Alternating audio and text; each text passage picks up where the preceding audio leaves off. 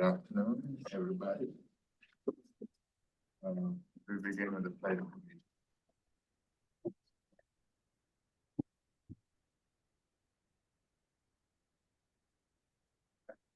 allegiance. To the flag, the United States of America, to the republic, which stands one nation, under God, indivisible, with liberty and justice for all.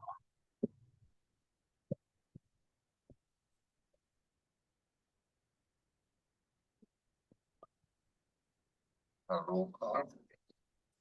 Yeah, so since we have one commissioner on virtual today, I'll do roll call, but just so everyone knows, all the votes will be roll call today as well. So Commissioner Laguna.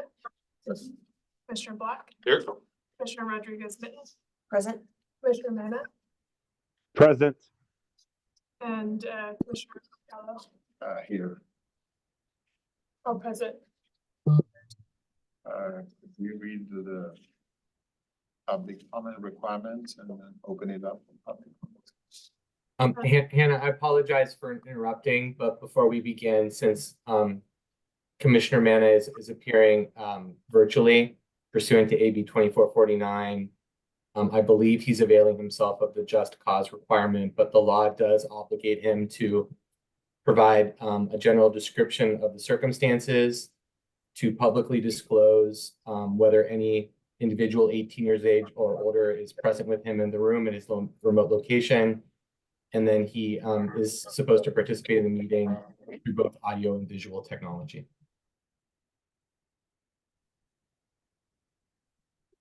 So Commissioner Manet, hopefully you heard that. Loud and clear. And I've been knowing this since early mid-morning, mid-afternoon. So I am on day 5 of isolation. Unfortunately, I did catch the evil, horrible. Luckily, it was a pretty minimal to mild case of COVID. I was treated on Sunday. Went to urgent care. Was instructed by the physician to wear an N95 mask if I needed to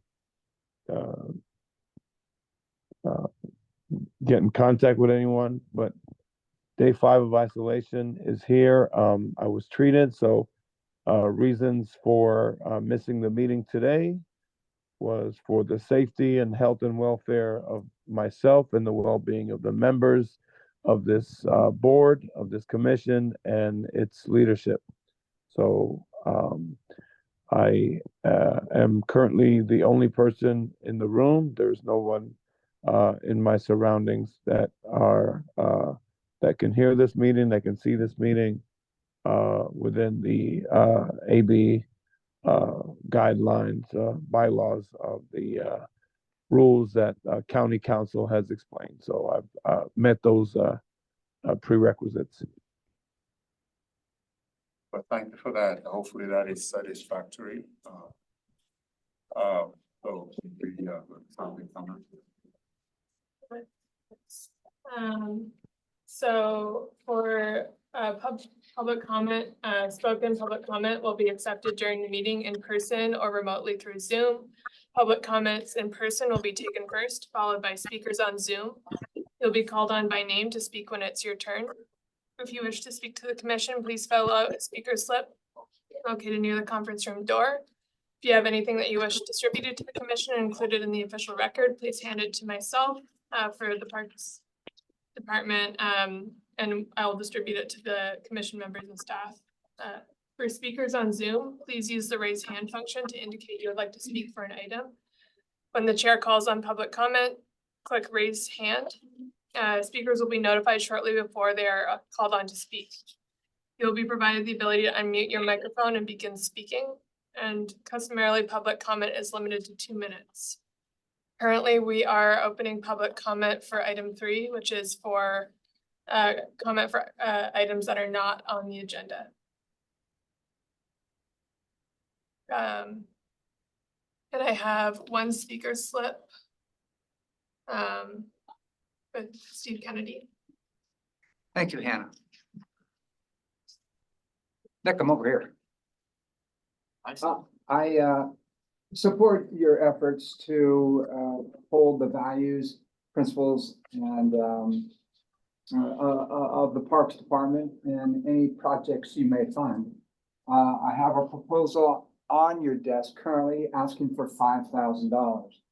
Now, that's probably about 10% of what you have in the kitty, and that would buy about 5 minutes of high-quality video at $1,000 a minute. Now, your understanding of California State Fish and Game Code 13103A is flawed,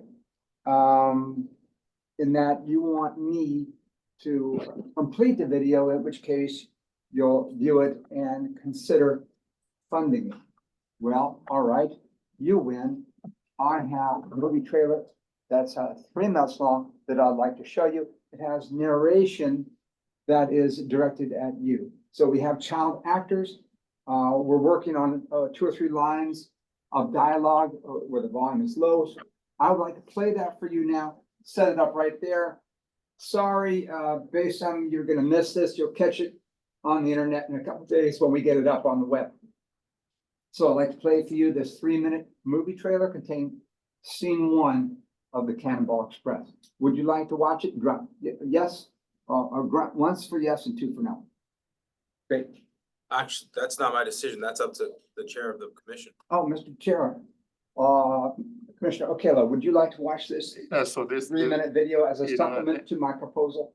I think this is totally unexpected, and so we do represent the public, and the public should probably have been notified that, this was gonna happen. I hear you saying you want to place this on the agenda for due consideration at the March meeting. Yeah, and so I don't think legally be exposed to it and have any Okay, so reason to comment on This it, and so. proposal has been on Nick's desk for over a year now. This is a very responsive county government. I'd like to see it on the agenda for March. Is that understood? Or is that agreed? We could place it on the agenda under new business and discuss it. So we're not gonna negotiate in public as to what's gonna be on the agenda. I'm just trying to And we- understand what you're saying. We appreciate your request and we will give it due consideration. Thank you. Thank you for your time. I look forward to presenting this excellent 3-minute trailer at the March meeting, wherever it may be. Thank you for your time. I'm gonna stay. Thank you, Mr. Kennedy. We have 2 hands raised on Zoom. Burnett Silveri. Burnett, you should be able to, oh, sorry. Yeah, you should be able to unmute and begin speaking. Okay, thank you. Burnett Silvera, El Granada. We, the neighbors to Quarry Park, wanted to remind the commission that dangerous stormwater runoff from Quarry Park continues to flood into our El Granada community, as it has over recent years. This last weekend, we sent an email to the commission stressing our concern over the threats we face and expressing our hope that you would please assure that plans are in place by the Parks Department to protect us from the dangerous runoff from Quarry Park. The Parks Department has recently diverted some of the runoff, and that will provide some help until a long-term solution can be found. However, as the photos in our email to you showed, such a diversion last year, although appreciated, did not fully protect us or our properties. To do so, we, the community, were required to sandbag to protect ourselves and our property from the park's dangerous runoff. Unfortunately, this year we are being required to sandbag from the park's dangerous runoff yet again. If you would like to learn more about the park's documented stormwater runoff problem, I direct you to Area of Concern 2 in Appendix B to the 2022 Quarry Park Master Plan. It is discussed in detail there. Thank you for your help and support.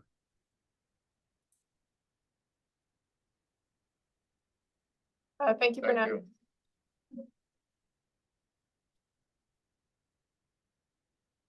Next we have Carlisle and Young. Carlisle, you should be able to unmute. Thank you, Hannah. Did you get my email I sent about an hour ago? I have not received that. I sent it to the email that's on the parks agenda package, so you might want to check it. It has the photos that about what I'm gonna speak about. First of all, I wanted to thank the parks for, county parks for finally replacing the Fitzgerald Marine Reserve Bridge that was finally placed last week.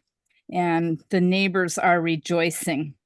As to what Mr. Silveria just spoke about, it's really a shame that County Parks has been giving the community the brush off regarding what was clearly identified in the Quarry Park Master Plan as an issue.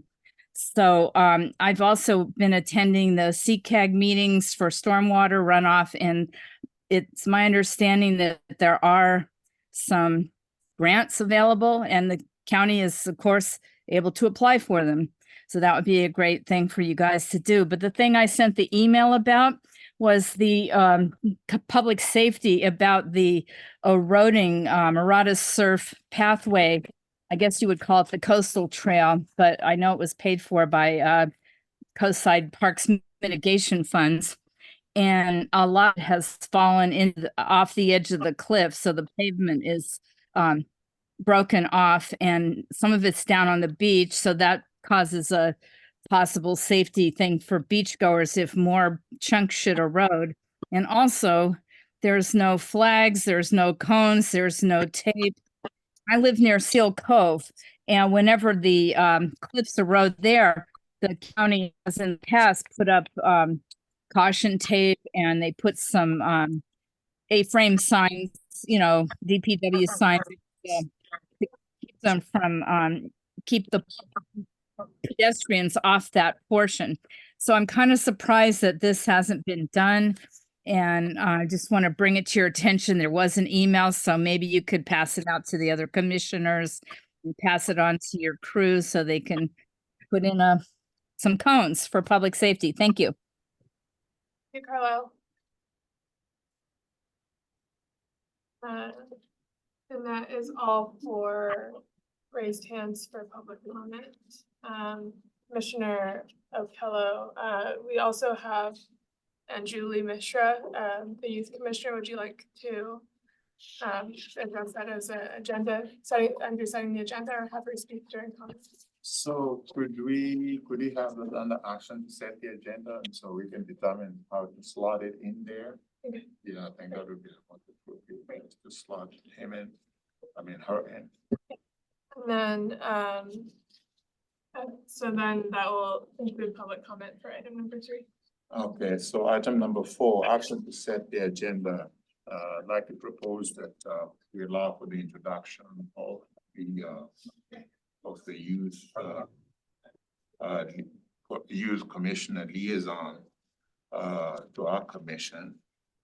And I'd like to propose or suggest to my fellow members that we add that item since it's really a simple item of introduction, and there's really no action that is expected of us. Where would you like to add that item? So,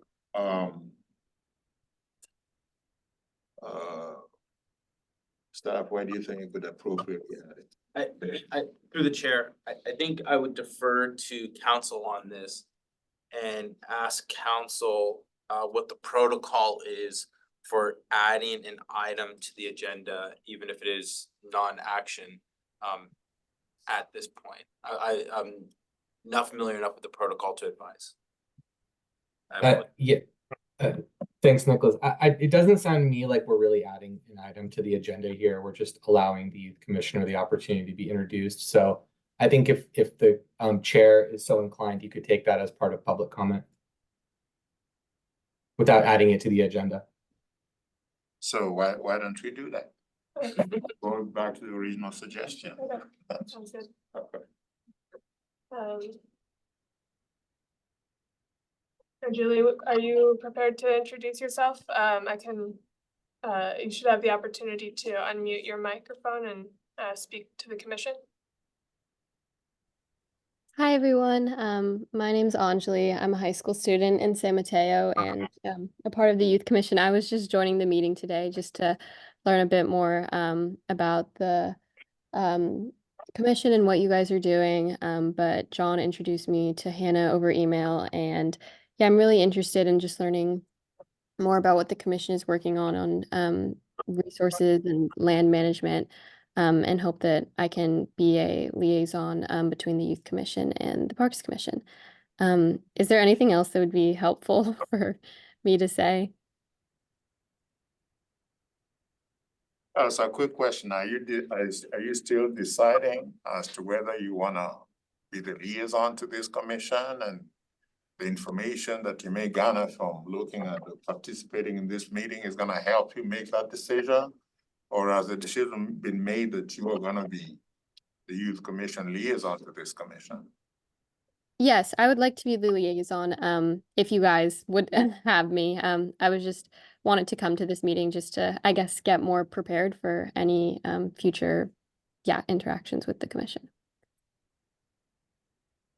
I guess that being the case, we've been waiting for you for a very long time, and so, we're just so happy that that you are here, and feel free to ask any questions that you may have. Otherwise, we'd love for you to stay with us for the entire meeting, so you can see how we operate and what issues that we do grapple with. Thank you so much. Yeah, I'm really excited for this opportunity. Yeah, it's just an interest of mine to learn more about land management, natural resources management, but I also hope that, whatever youth perspective that would be helpful for the commission, that I can bring that.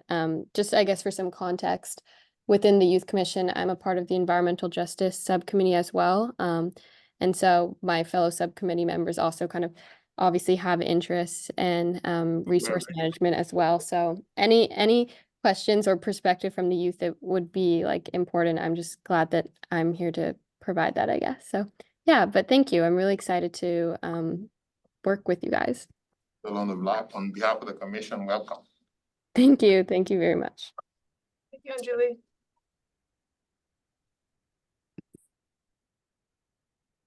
Okay, so could you move to item number 4, action to set the agenda? Could I get a motion to that effect? I'll make a motion to set the agenda. Second, Okay, Commissioner Laguna, Yes. Commissioner Block, Yes. Commissioner Rodriguez Benton, Yes. Commissioner Manna, aye. and Chair O'Connell. Yes. Motion passes.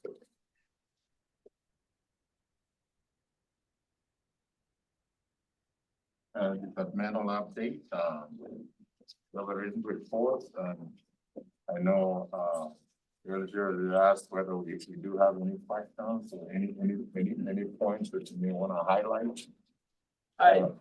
Just a few things, as you heard during public comment, the bridge at the Fitzgerald Marine Reserve is back in. And that was certainly a long endeavor to navigate that process, do it within the regulations and requirements of FEMA, and have that bridge fabricated in Pennsylvania and then shipped out. So, but in reality, we're, to do that all in under a year, we were very happy with the timing of that. So it's open. And people are absolutely enjoying it. So we're happy with that. We did also, as part of that effort, there were a number of trees that appeared to be concerning for us that were in proximity to that. And so we have gone ahead and removed those trees as well. We did that prior to this most recent storm. And so we're certainly happy that we took that action to protect the new bridge. And the county is still recovering from storm damage. We still have a slide at Coyote Point that we're working to resolve. And we're having active conversations on how we'll be able to stabilize that area after we get through this year's rainy season. We have a road repair project at Huddard Park that is still required.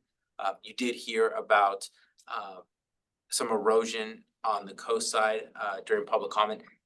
That's a great example of how there's a lot of jurisdictions and parts of the county. That's actually state That's Caltrans jurisdiction. That's a Caltrans project. Caltrans has received funding to repair that, is our understanding. We've been trying to get a schedule of when that will start, but they haven't provided one yet. But so that area has been raised to the state to let them know that they have to make that repair and that it's a safety hazard. And we certainly share the perspective of the speaker that the state really should get on top of that. So continuing to navigate that and prepare for the storms that we just had. Today, we did open up our phase 1 bids for Flood Park. We are in the process of validating those, and until such time as those are validated, we're not gonna kind of dive into the financial figures of that, but I can certainly say that we were very happy with what we saw, and we're very excited to get that project going. Our hope is to have a firm mobilized March, April timeframe with a majority of that project completed and the park open in October of this year. As part of that effort as well, though, we are starting the design process for the new playground at Flood Park. And so very excited to be able to hopefully do phase 2 on the tail end of phase 1 and look forward to making this dream a reality. We have kids who started this project who now have kids who are going to use it. So it's been in the works for a while. And that's really bulk of it. I guess the last thing I'd say is we have been in conversations, and it's in this report. We have some exciting things going on in this department, and some of them are just kind of in the infancy. One of those is a partnership that we were trying to develop with an electric hydrofoil water taxi company. It's a mouthful, I know. But the short of it is, this is a startup that is trying to provide a new mode of transportation in the Bay Area and to utilize the Bay as a way for people to move around and do so in a far more environmentally conscious way. And so we have been in great conversations with them to open access up to Coyote Point through our marina. And that would be a huge opportunity, not just to utilize that facility, but to be part of what we think is a possible opportunity to transform mobilization in the Bay Area. So very excited about that. And so I guess the last thing I would add, and it's not in the report, but last night we had a workshop or a forum on our integrated pest management program. And I think and it'll be online to watch, but when you see the amount of work that our natural resource management team does to protect our resources and to steward our parkland, I could not be more proud of the thoughtful approach they take. And so I do just wanted to express my appreciation for the work our natural resource team does. And recognizing that a lot of the work they do, they will only get to see a small part of it, right? But the reality is, if we do it right, it's future generations that will benefit greatest from that. And I think that that's really a special type of work. And that's really what we're here to do. So with that, I'm happy to answer any other questions that the commission may have on the report or any other issues. I'll defer to my fellow commissioners. Any questions, comments?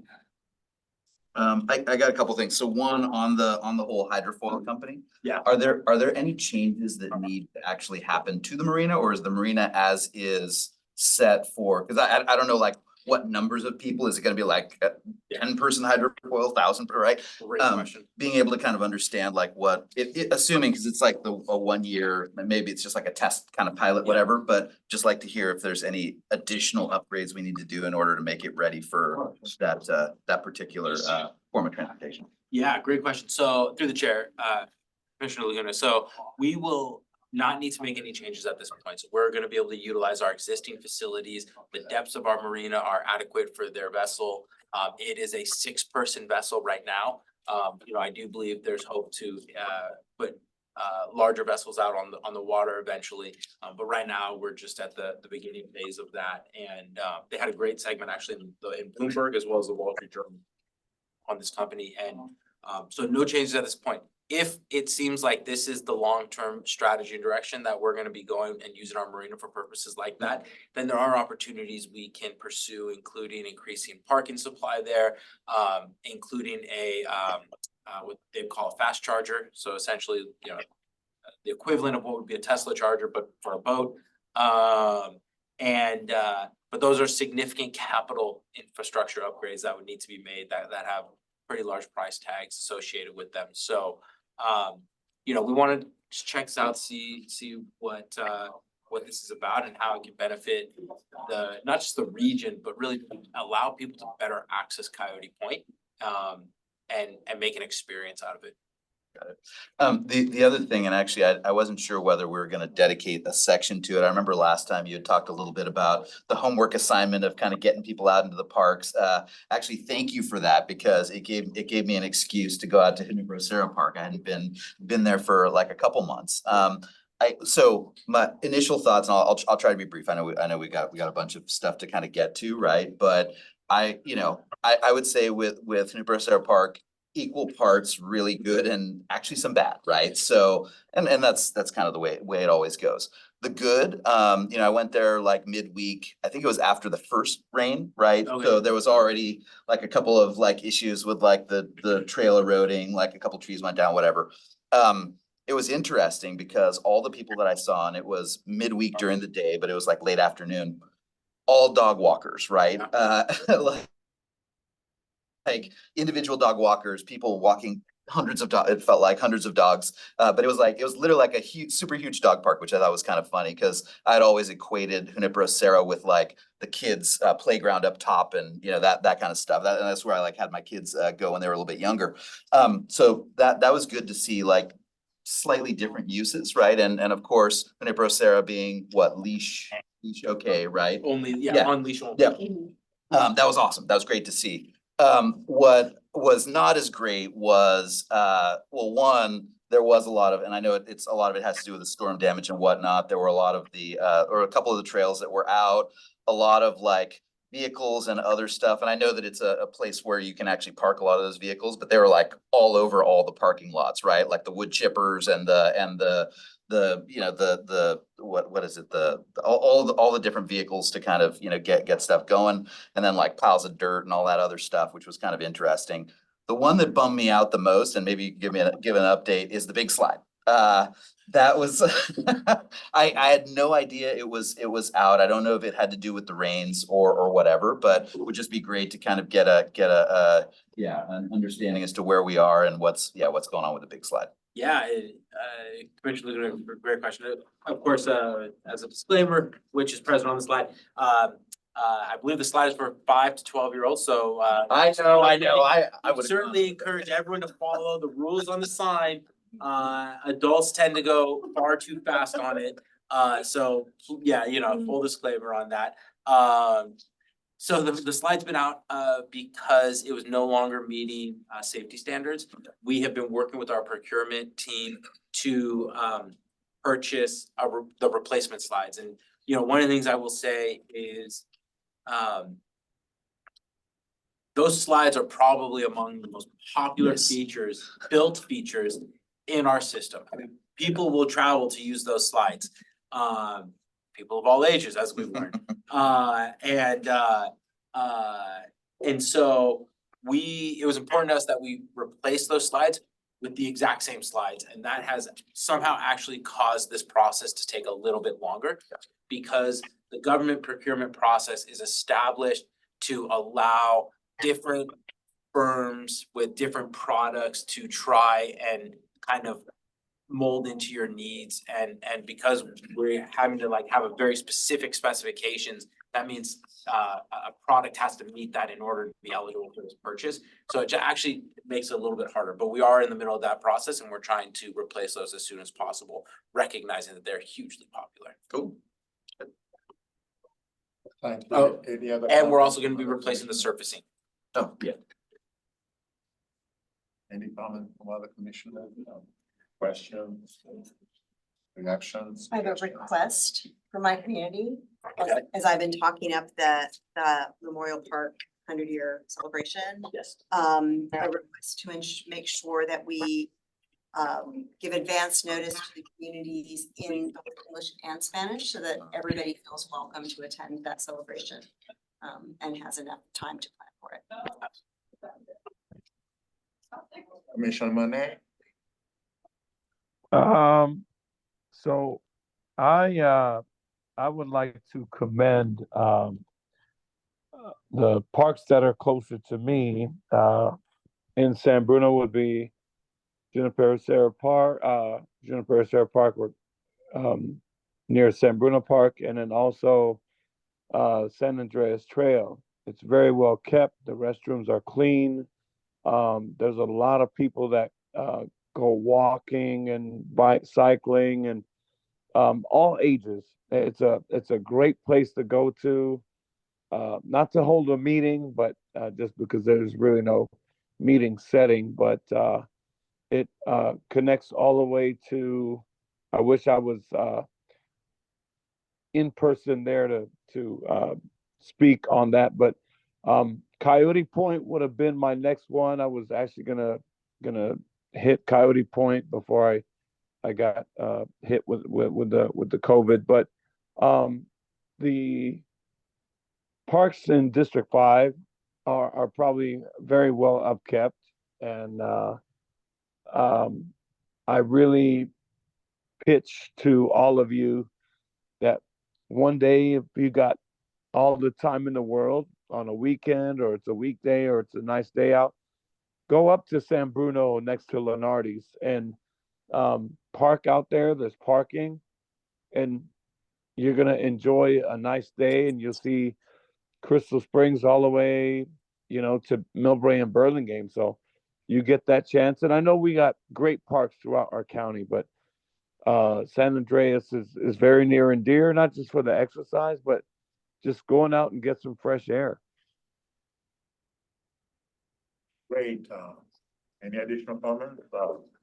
The youth commissioner, feel free to chime in if you're there. I'm sure the director talked a little bit about the resource management team and the workshop that they recently had on pest management, on the pest management program. I'm sure that may be of interest to you.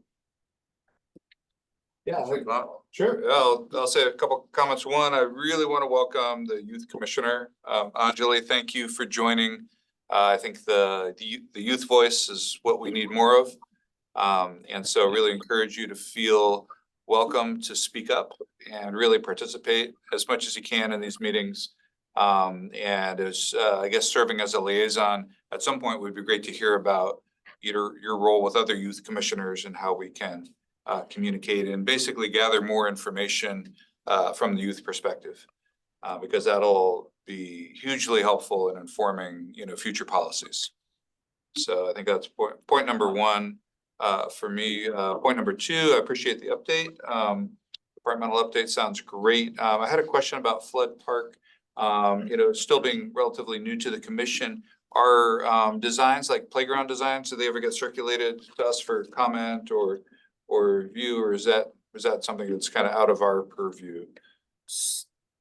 Through the chair, Commissioner Block, great question. To be honest, this is gonna be the first playground I've ever done, so I couldn't tell you what's been done in the past. Okay. I am more than happy to bring it here and have conversations with it. In the past, we've brought like the flood park landscape plan, which is the larger plan, to this group and have had numerous conversations, and I think the commission's always provided great feedback. I am all about, bringing the playground here and our intent is to, I think mid-March, we're targeting for our first playground workshop. And so we'll kind of be able to start the ball rolling after that part, after that date to, that's really just an opportunity, and we're still locking down the dates.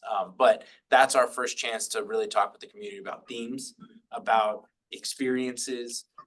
When we say that, what we mean are spinning features, very technical terms, spinning features versus swinging features versus sliding features, right? Like all of that. So I know it's the things kids are willing to do on playgrounds.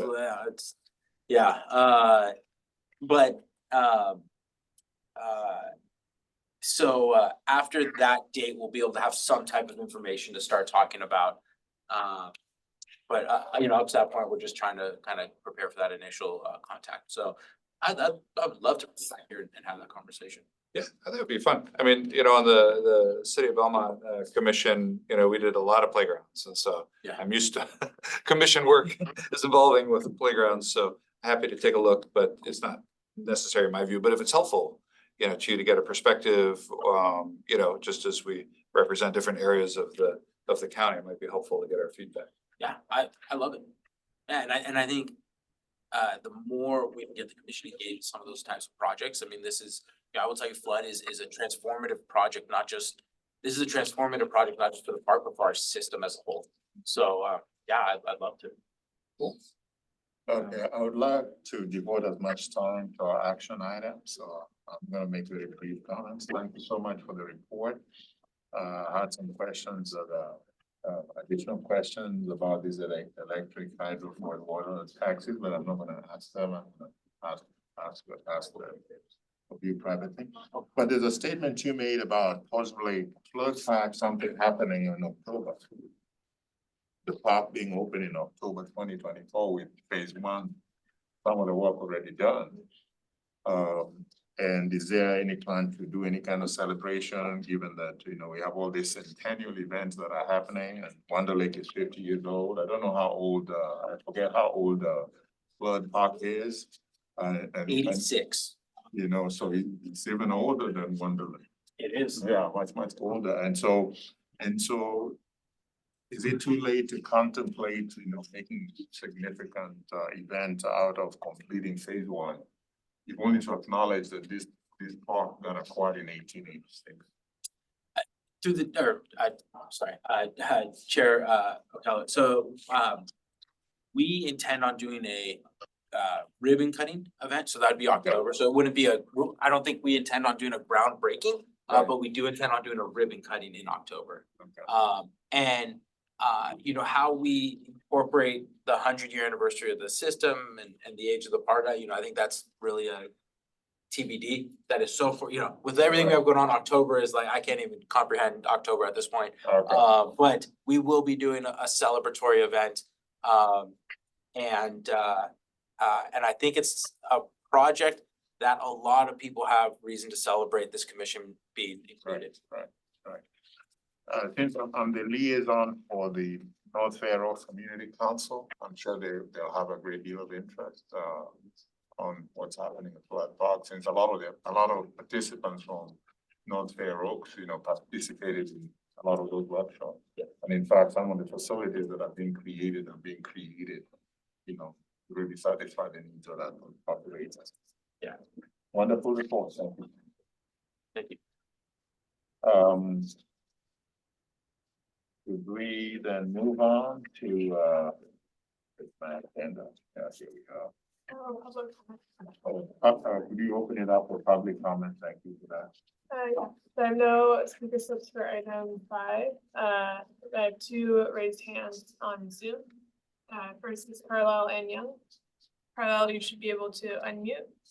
Thank you. I was just calling, wanted to clarify something that Director Calderon said. He said that the erosion that's happening along the Murata Surf West is Caltrans' responsibility. And I just want to make sure he's not confusing that with the broken pavement that's right in front of Surfers Beach. That is Caltrans and Half Moon Bay's property, but the other part is right along the bluff, not along the highway. That more recently happened in January. The other one's been broken for a year. The pavement's been, you know, they've had it barricaded and everything with caution tape, but this doesn't have anything to alert the public about the safety issue. So I just want to make sure that what I sent in the email is the picture of what I'm talking about. And if he was talking about the broken path further up at Surfers Beach. Thank you, Carlisle. Thank you for the clarification.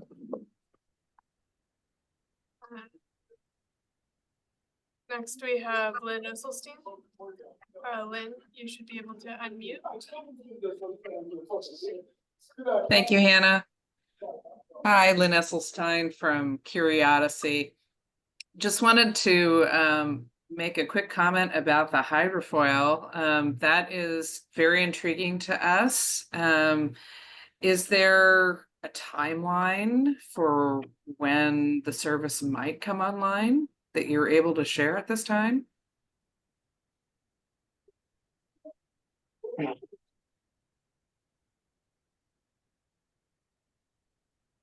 Apologies, Lynn, that's it's just general comment, not discussion, but we can follow up.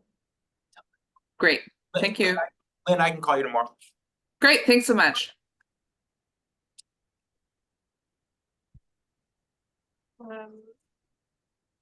And then we have Burnett Silveri. Burnett, you should be able to unmute.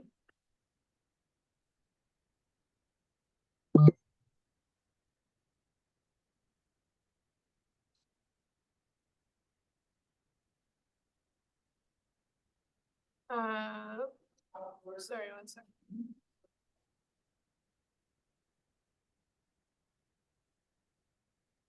Okay, Burnett. now it's working again. Burnett Silvera from El Granada. I know that you got a lot of the commissioners were talking about the other parks and stuff, but I would invite all the commissioners to come up and take a look at Quarry Park, particularly in the winter, what we're enduring right now, rather than October when the meeting at the park is scheduled.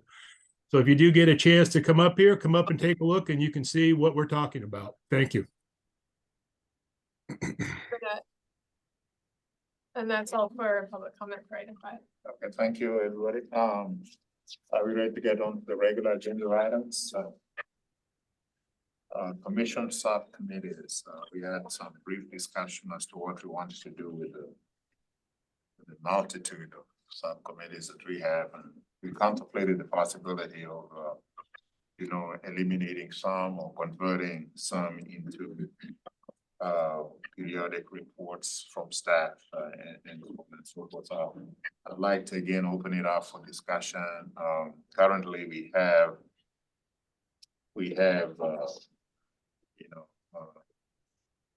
9 subcommittees, 2 of which are really not up for discussion. The agenda subcommittee is going to function, and the Fish and Game Fund ad hoc subcommittee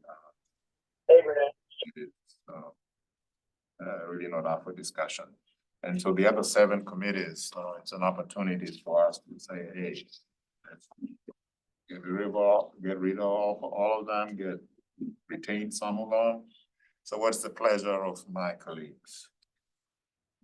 I have a few comments on the subcommittees. I think makes perfect sense for us to bring the overall number down, so that I believe it would enhance our focus. And so I also personally, I view the subcommittee list as something that's somewhat fluid, so we can add as we need, we remove as we need, but always try to keep it just to those that are active. So if we're finding that some are just not active, like a parks naming subcommittee, maybe that can go away until there's a need for such a subcommittee. So, from my standpoint, I think the 2 subcommittees you list make good sense to retain. I'm interested in the Partnerships and Connections subcommittee. I think that's a really interesting thing that I would, want to see us retain, and hopefully to be on that subcommittee myself, just to involve with other organizations in the area. And I think Equity, Inclusion, and Access subcommittee might be a good one for us to hang on to, since that's such a pertinent and important topic always. Just some thoughts. I can follow up through here. So I think last time I had recommended that 7.4, the fuel reduction and forest health subcommittee, maybe that does get turned into like just a regularly scheduled, like we do it twice or 4 times, how whatever makes the most sense. And we can just have a set thing. We don't have to actually do a subcommittee. I would echo the commissioner's comment about the Equity, Inclusion, and Access subcommittee being a very important one. But the one thing that I will say, and once again, a lot of this had to do with the fact that commissioners were kind of going in and out, right? But I think key to that one is going to be making sure that we can actually, set good goals, start to make sure that there are, because the Parks Department, they've given like plenty of like updates in terms of how this thing is going. But I think we really need to kind of forge forward exactly how as a commission, we want to be able to kind of move forward. Is it just to kind of hear perspectives? I know originally we were trying to get kind of the county officer, I don't know if that officer is still around, to either come to one of these meetings or at least just have some kind of like a touch base so that we could start understanding a little bit more about how the county's thinking about it. But I would suggest that we actually spend some time trying to come up with some tangible actions or things that we want to do. And I know that's implied, right, out of the subcommittee, but I also know it was easier said than done when we tried to do it last time, where we had some pretty high hopes and yeah, I mean, we got some visibility, but we didn't really, get to the point where it became kind of like a core of what we were. So, yeah. Yeah.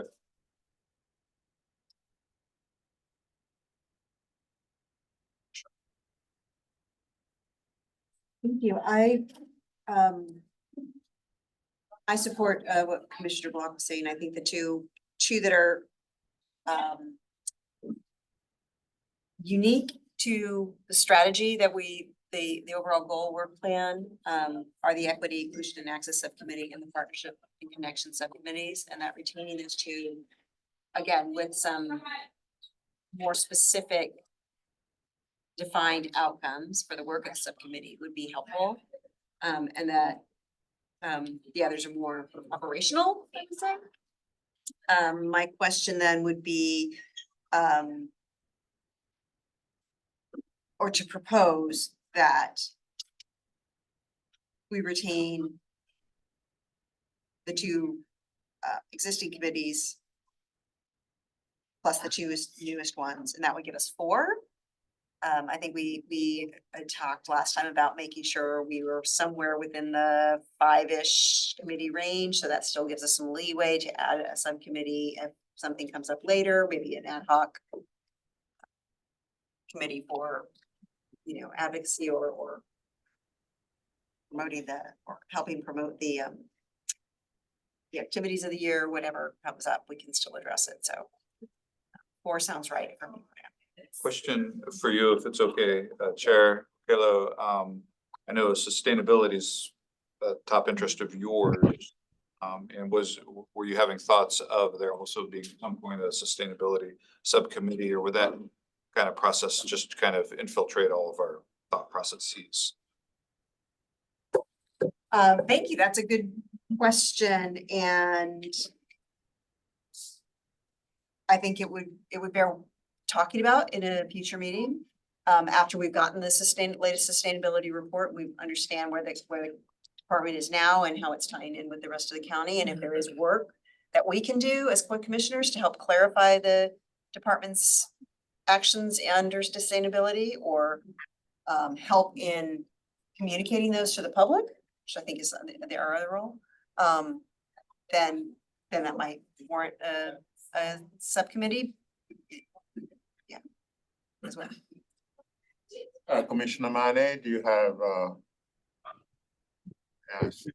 Yes, absolutely. And I think as we are into 2024, 2025, and the year 3000, I think the direction, and it's been this way for some time, but it's catching on to a lot of agencies and professional sports and big companies. I'm so glad, and I echo both commissioners who just spoke on the subject of DEI and diversity, exclusion, and equality. I think those are some great points, and I think they would be great to build upon. And let's hope that those who are at the helm of this subcommittee, have something productive that comes out of it. Thank you, commissioners. My thoughts does not conflict with the statements that have been made, but there are certain things that I'd like to point out. And one particularly, and that's the reason I put the purpose of our commission as a statement that is now part of the agenda. our ultimate obligation is to advise the Board of Supervisors on, in certain very, very specific areas. And so, to a large extent for me, the committees that we ultimately establish have to reflect, those areas. Currently, we have one, the Fish and Game Fund Subcommittee is dealing with a very, very specific area that is mentioned in the legislation that created this commission. Right, and so I'm at the end of every year, we are required. We have not met that obligation. We are required to report back to the Board of Supervisors and say exactly what we've done for them.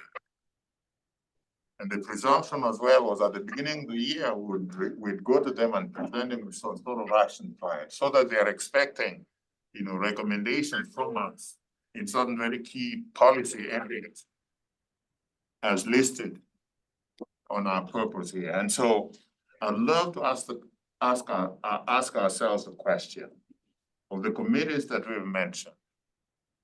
When we have that final product, is there anything that we're going to be recommending to the Board of Supervisors in terms of what direction we think this county needs to be headed for?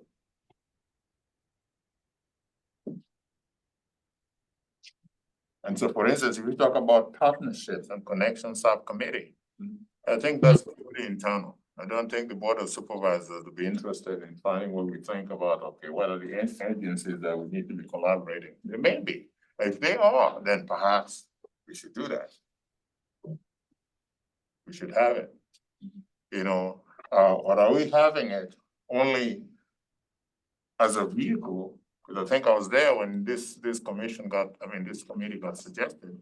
Are we having it just as a vehicle through which we get to let the entire world know about us and what we do, and any persons or any agencies that we can collaborate with to enhance the mission of the Parks Department, then we'll do that.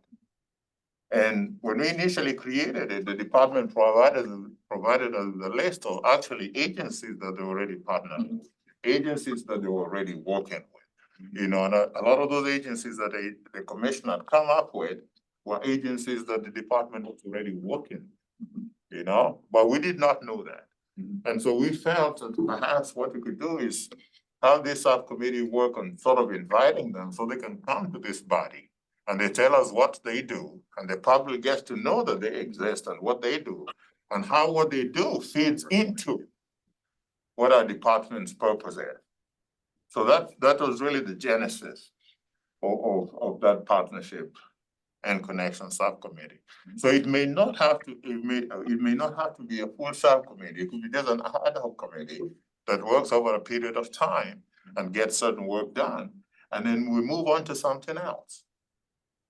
But what are the permanent committees that we do need to establish with the goal of advising the Board of Supervisors in the areas that are enumerated here in our mission? I think that's a question for me. Two questions. One,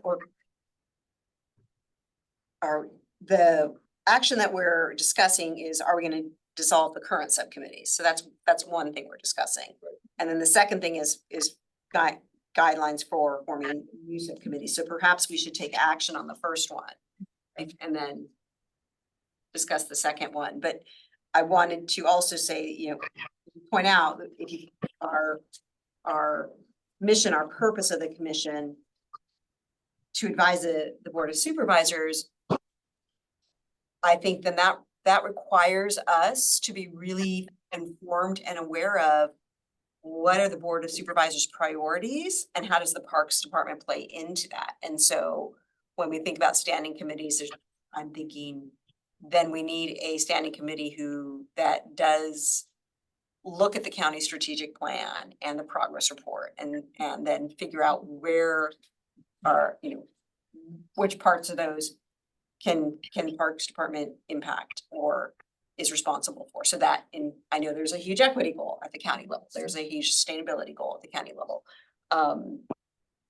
there's other things that are overarching around the county that perhaps we should be more informed about so that we can then make those recommendations and do that work. Any other comments from fellow commissioners? Yeah, I have a couple comments. I think, Commissioner O'Kello, your points are good, in the sense they always want to be operating by first principles and thinking about, okay, well, what really is our role here, as a commission? And I think we are advisors, to the supervisors. But we are also, but it's kind of a two-way street, right? So we can hear from the county supervisors anytime they have a question for us.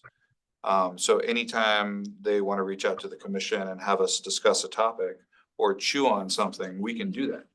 But that's not always going to happen, right? We can also generate ideas as a commission. As we learn more about the county, as we learn more about the processes, we as a team can generate concepts and ideas and push them up, and discuss them and see how that is. And I think, Nicholas and Hannah, you guys are able to kind of serve as a liaison in many of those settings with the supervisors and kind of keep us on track so we don't go off the rails and make sure that we're talking about really pertinent topics. So, I think both directions are good. I wouldn't see us as being only serving the supervisors. I think, for example, with the, with the subcommittee that I'm interested in with the connections, I think that unless we have a dedicated space to learn more about all of those organizations that we're continually interacting with as a county, I don't think that work's going to happen. And, this is no knocks against the department at all, but I think having a little carved out space in order to have those discussions and learn more about those organizations could be really, I view it as really potentially full of great things for the county. Because as we learn more about those interactions, we can learn how to, hey, we can optimize, we can optimize this group with this group. We can coordinate things. Maybe we were going to do some work over here that they were also going to do, things like that. So I think that there's a lot of maybe untapped opportunity there that I feel is worth exploring. And without a subcommittee, I'd have a hard time imagining that happening. So those are probably a lot of words for not many thoughts. But. No, very good. It's very, very pertinent. Any other comments before we refocus ourselves to, the number of subcommittees, that we're gonna have. The agenda subcommittee had spoken slightly about it and we felt we should not have more than 5. But 5 should be our goal, but we should not be restricted to that. We may have 6, but knowing that, there's some work we're gonna do, like at some point, the Fish and Game Fund subcommittee is gonna finish its work and then it's gonna create that vacancy and we can substitute it with some other, subcommittee. So here's what we currently have. We have the Equity and Inclusion and Access Subcommittee. That's something that people are certainly interested in. Although I had in my notes that you suggested that perhaps it could just be one of those things that we have periodic reports on, but having I don't have a problem having a subcommittee on that one. And through the chair, I think that was because, assuming we have a clear goal and kind of set of things that we want to do, I do think it makes sense to have a subcommittee. If it's literally just to have more visibility into what the county and what the Parks Department is doing in those areas, then I think it could be not a subcommittee and just be regular updates. So that was my point, just to put a finer point on that one. But let's assume we have commissioners that have interest in that, so we're gonna keep that. So then we have at least four active committees so far. So we have a vacancy for 1. So are we willing to give some thoughts to any of the other remaining subcommittees and select them, or we can just keep them at 4, knowing that this is just the beginning and, something may be added at some point in the future. Through the chair, the only other one was this whole dog management, but it feels like we're kind of in an in-between period unless there's, so unless there was something that would push us to do it and then we could kind of figure that out. I think we could probably get rid of that one until there's some actual work to kind of get going on, but You know, one thought about the number of subcommittees, so there's only 5 of us. Right. Right, and we can't have more than 2 on a subcommittee, Yeah, right? But having only 1 on a subcommittee sounds awfully lonely and boring. right. Right, what are you really gonna talk Right, about? right. So, you know, I do think that maybe 5 is kind of the optimal number. It doesn't mean that we don't need to put one on just to have 5. Right, right. But I think if we have 5, then we Yeah. can each be on 2, and then at least Right. we're having somebody to talk to about Yeah. these topics. Yeah. That's what's Yeah. the point. Yeah, yeah, that was the intent of Yeah. of the 5, that at least 2 of us are gonna be. Yeah. On a subcommittee.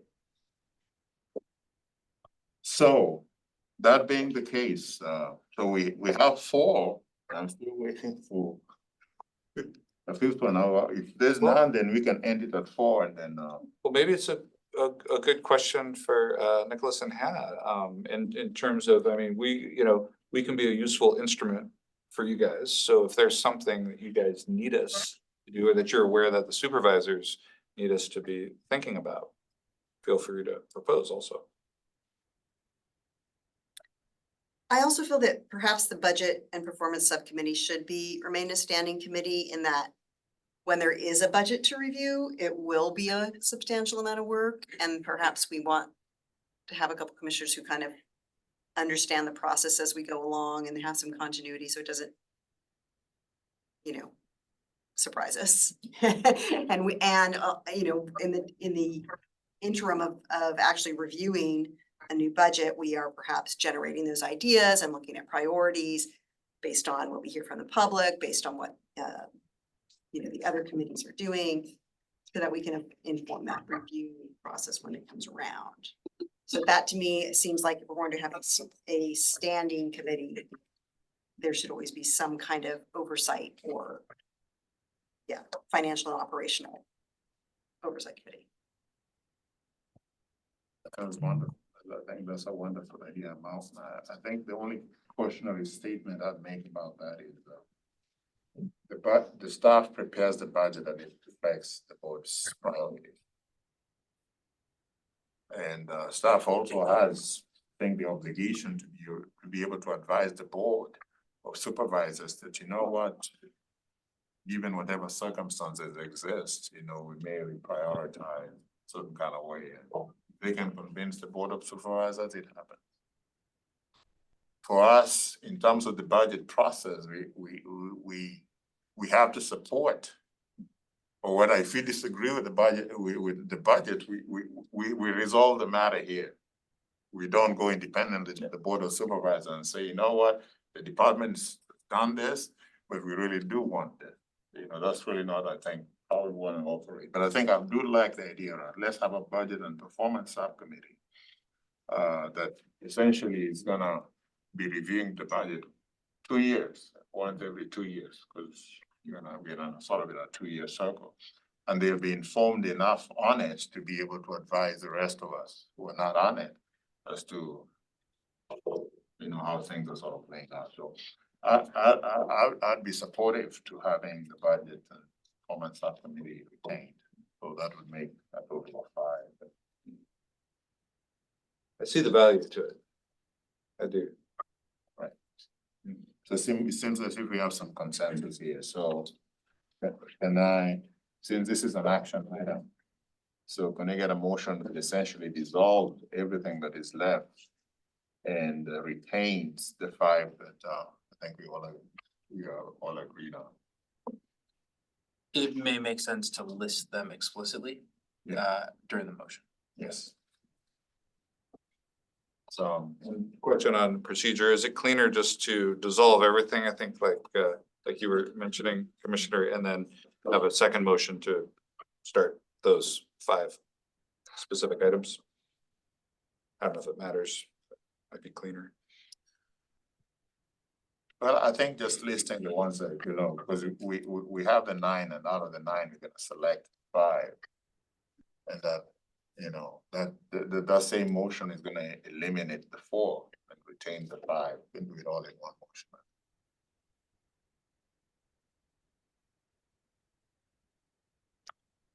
So I'm willing to entertain a motion. Chair Pella, I would like to present a motion that we retain the Budget and Performance Subcommittee, the Equity, Inclusion, and Access Subcommittee, the Partnerships and Connections Subcommittee, the Agenda Subcommittee, and the Ad Hoc Fish and Game Fund Subcommittee, that we dissolve the Dog Management Subcommittee, the Parks Naming Subcommittee, the Fuel Reduction and Forest Health Subcommittee, and the Transparency and Visibility Subcommittee. So do we have a second? I'll second that. And then we open for public comment before you go. Yes. Yes. So we have 2 hands raised for public comment. First is Carlisle and Young. Carlisle, you should be able to unmute. Thank you. I definitely would like to see the equity subcommittee make a review of all the different parks and all the features that they have, because I know out here on the coast, we have a lot fewer, we have a lot of nice trails, but we don't have a lot of playgrounds or tennis courts or ball fields or anything like that. And because they're unincorporated in a lot of the areas, you know, there's no city that's going to have a parks department that's going to provide that.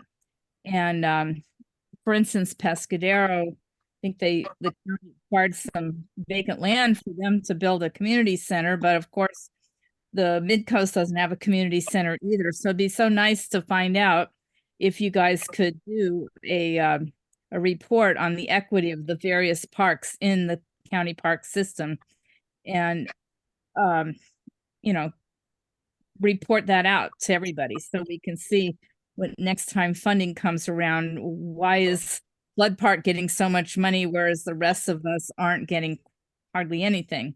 So that would be nice. And it's important because we do have a lot of lower income people over here on the Mid-Coast. Everybody probably is kind of jealous because we have the ocean, but that doesn't provide kids a place to play unless they're surfers or something. So hopefully you'll take that into mind. Thank you. Thank you, Carlisle. Next we have Burnett Silveri. Burnett, you should be able to unmute. Okay, thank you again, Burnett Silvera, El Granado. One thing in the discussion that what came to mind was I was wondering about improvement of public safety within the parks. I don't know if any of those, although there's a lot of important subcommittees there, I would think that would be a goal that should be focused on. I didn't see where that was raised within the subcommittees. It may be that's one that you want to separate out, but I think it's very important to try to improve public safety within the parks. A lot of different things, as you know, can go wrong, and I think there's ways to be done to make the park safer for the public, and I don't see any of that being done. So that might be a focus somewhere. Thank you. Thank you, Burnett. And that is all for public comment. I want to thank everybody for their participation on this thing, and I'm sure, you know, I've certainly heard public comment. I'm sure the rest of the commission has loudly heard, you know, those you know, suggestions.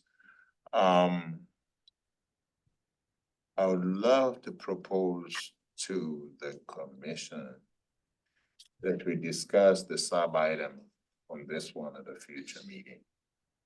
Let's just celebrate the fact that now we have 5 committees, you know, five subcommittees. So we can, you know, we can, depending on what the commission feel, that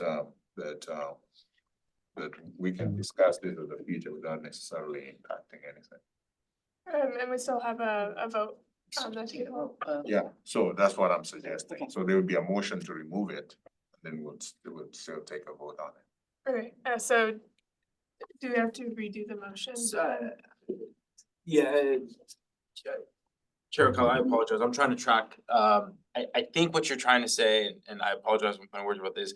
Item 6.1 essentially be the future guidelines for forming new subcommittees. Are you saying to delay that, or are you saying delay 6.2? No, I'm saying delay the sub item on 6.1. We already made a decision on dissolving Right, and reconstituting the number of subcommittees that we wanna have. right. But the future guidelines for forming new subcommittees, I'm suggesting that we delay that and we discuss it at a future. So So, I'm proposing that to the commission. And if it goes, it goes. Somebody's gonna make a motion to that effect, or if I may, I would just, I defer to council on this just to make sure that the motion is being made properly. So, Craig, I don't know if you could weigh in on that. So what I would suggest, there can be multiple motions. I would probably suggest taking the motion that's pending and then having a second motion to postpone that second point to a future meeting, if that's okay. all right. Okay, so Do we're roll ready call. to vote. Okay. So can you vote on first Uh, motion? Yeah, Commissioner Laguna. Just. Oh, It's roll call. Yeah, okay, yes. Commissioner Block, Yes. Commissioner Rodriguez Mitten, Yes. Commissioner Manna.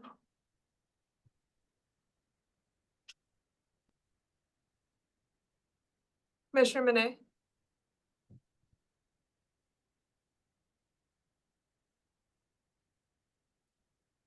Commissioner Manay, are you still there?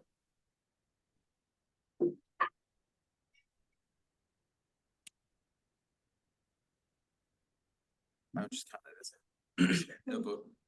and then Chair O'Kello. Yes. Motion still passes 4-5. So. Yes. Commission.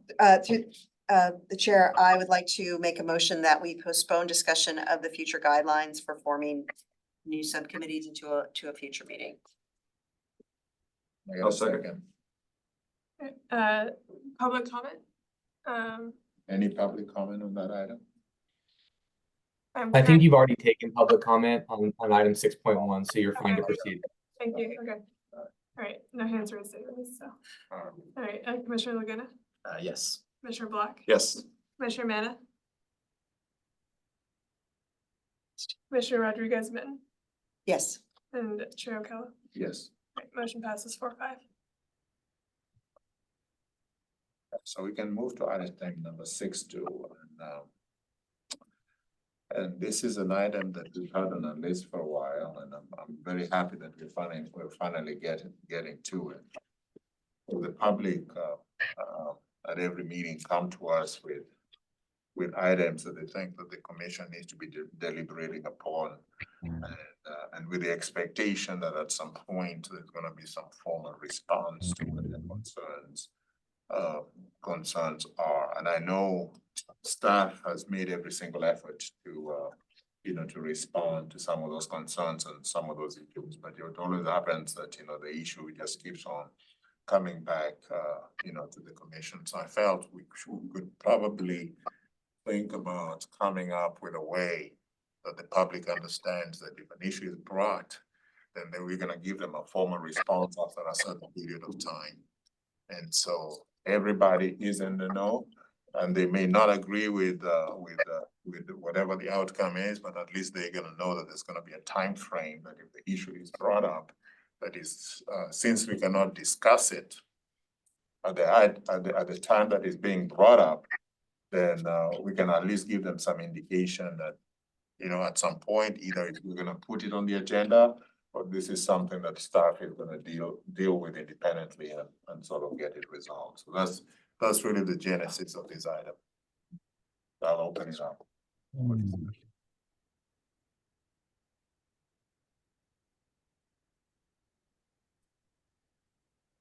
So, question for the chair. So this would be a mechanism for us to, have accountability for the items that the public brings to us. Right. And make sure that we deal with it. Right. And that we give it a home, and that, it's not necessarily it'll satisfy everybody, but at Right. least they know that it's been acknowledged. Right. It's on the record, Right. and we either say, we've heard you, but there's nothing to be done, or maybe it's something that the staff can do, or maybe it's something that we actually add to a future agenda item. Right. Would be kind of the various outcomes. Exactly. And through the chair, maybe we review what actually happens currently, because I think what we see as commissioners is one piece, right? We see a lot of the comments come through, but I also know that Nicholas and others, they, you know, have many different kind of touch points with a lot of folks in the community. Right. But I do agree that we need to figure out like a formal way so that these things aren't continuing to kind of rattle around. But I guess I know that on one hand, right, we have now an agenda subcommittee, right? So that's one way to kind of handle it. What I don't know is what are the other ways and other things, and sorry, Nicholas, to put you on the spot, No, but not at all. I think it would be great to kind of understand, like, if you are currently responding, but this is just another way for folks to be able to kind of, you know, continue to put pressure, or like how are things being resolved or responded to, I guess, currently Mhm. when you guys see them above and beyond what's happening here in the commission meetings. Through the chair, yeah. Commissioner Lugano, I think maybe probably the best way is maybe to respond with examples. Yeah. And that might give a great example. So today we've heard, for example, we've heard about drainage at Quarry Park, and we've heard about a desire for a community center on the coast. You know, we have responded to both of those on multiple occasions. And so I don't think it's a matter of we haven't responded to it and we haven't addressed it. I don't think we've necessarily given satisfactory answers. But you know, we have had extensive conversations, you know, using drainage as an example. I've met on site with individuals. We are looking at ways that we could address it, right? But it rather complex and technical issue with a lot of factors to be considered. So it's not that we're unaware of it or that we're hearing these for the first time. We've again participated in numerous conversations on. I just don't think we have, because no action has been taken to resolve it in the way that it's been asked to be resolved. That's why you'll continue to hear from it. I want to be really clear. I'm not in any way, shape, or form, and I'm not saying anyone is saying I am, but I'm not advocating that people don't do that. I'm not saying that people shouldn't have a right to present to the commission or to the board or whoever their requests. That is what the process is for. That's why we have these meetings, and I think that's appropriate. But I do think in some cases, using today's meeting as an example, you know, we have responded. And again, you know, community center, I've been very clear at this meeting that the San Mateo County Parks Department does not build, manage, or operate community centers anywhere in this county of San Mateo, in unincorporated or in incorporated. Commissioner Rodriguez-Min, I apologize, we will not be building a community center in Pescadero. So we don't build community centers. That's not what we do. So, you know, we've responded to that on numerous occasions publicly. And what one more, sorry, through the chair, and then I'll step aside here, but I think that might be one of the missing pieces. I don't know if it's gonna solve everything, but being able to understand or have an accounting of because I assumed some of that was happening. That's why I asked you the question, but I had no idea, right? Because all we see is in these meetings, right? We're continuing to get, you know, public comment. Obviously with public comment, it's very limited, the response that we can give kind of, you know, within the meeting itself, right? But I think that might be potentially a little bit helpful to understand, at least from the commissioner's standpoint, to understand what other stuff is being done, right? To respond to some of that. Now, I don't think that's gonna be the only answer, but that might be more helpful to give kind of the full scope of what's happening that we might not see just in these commission meetings alone. And if I could just add something to it.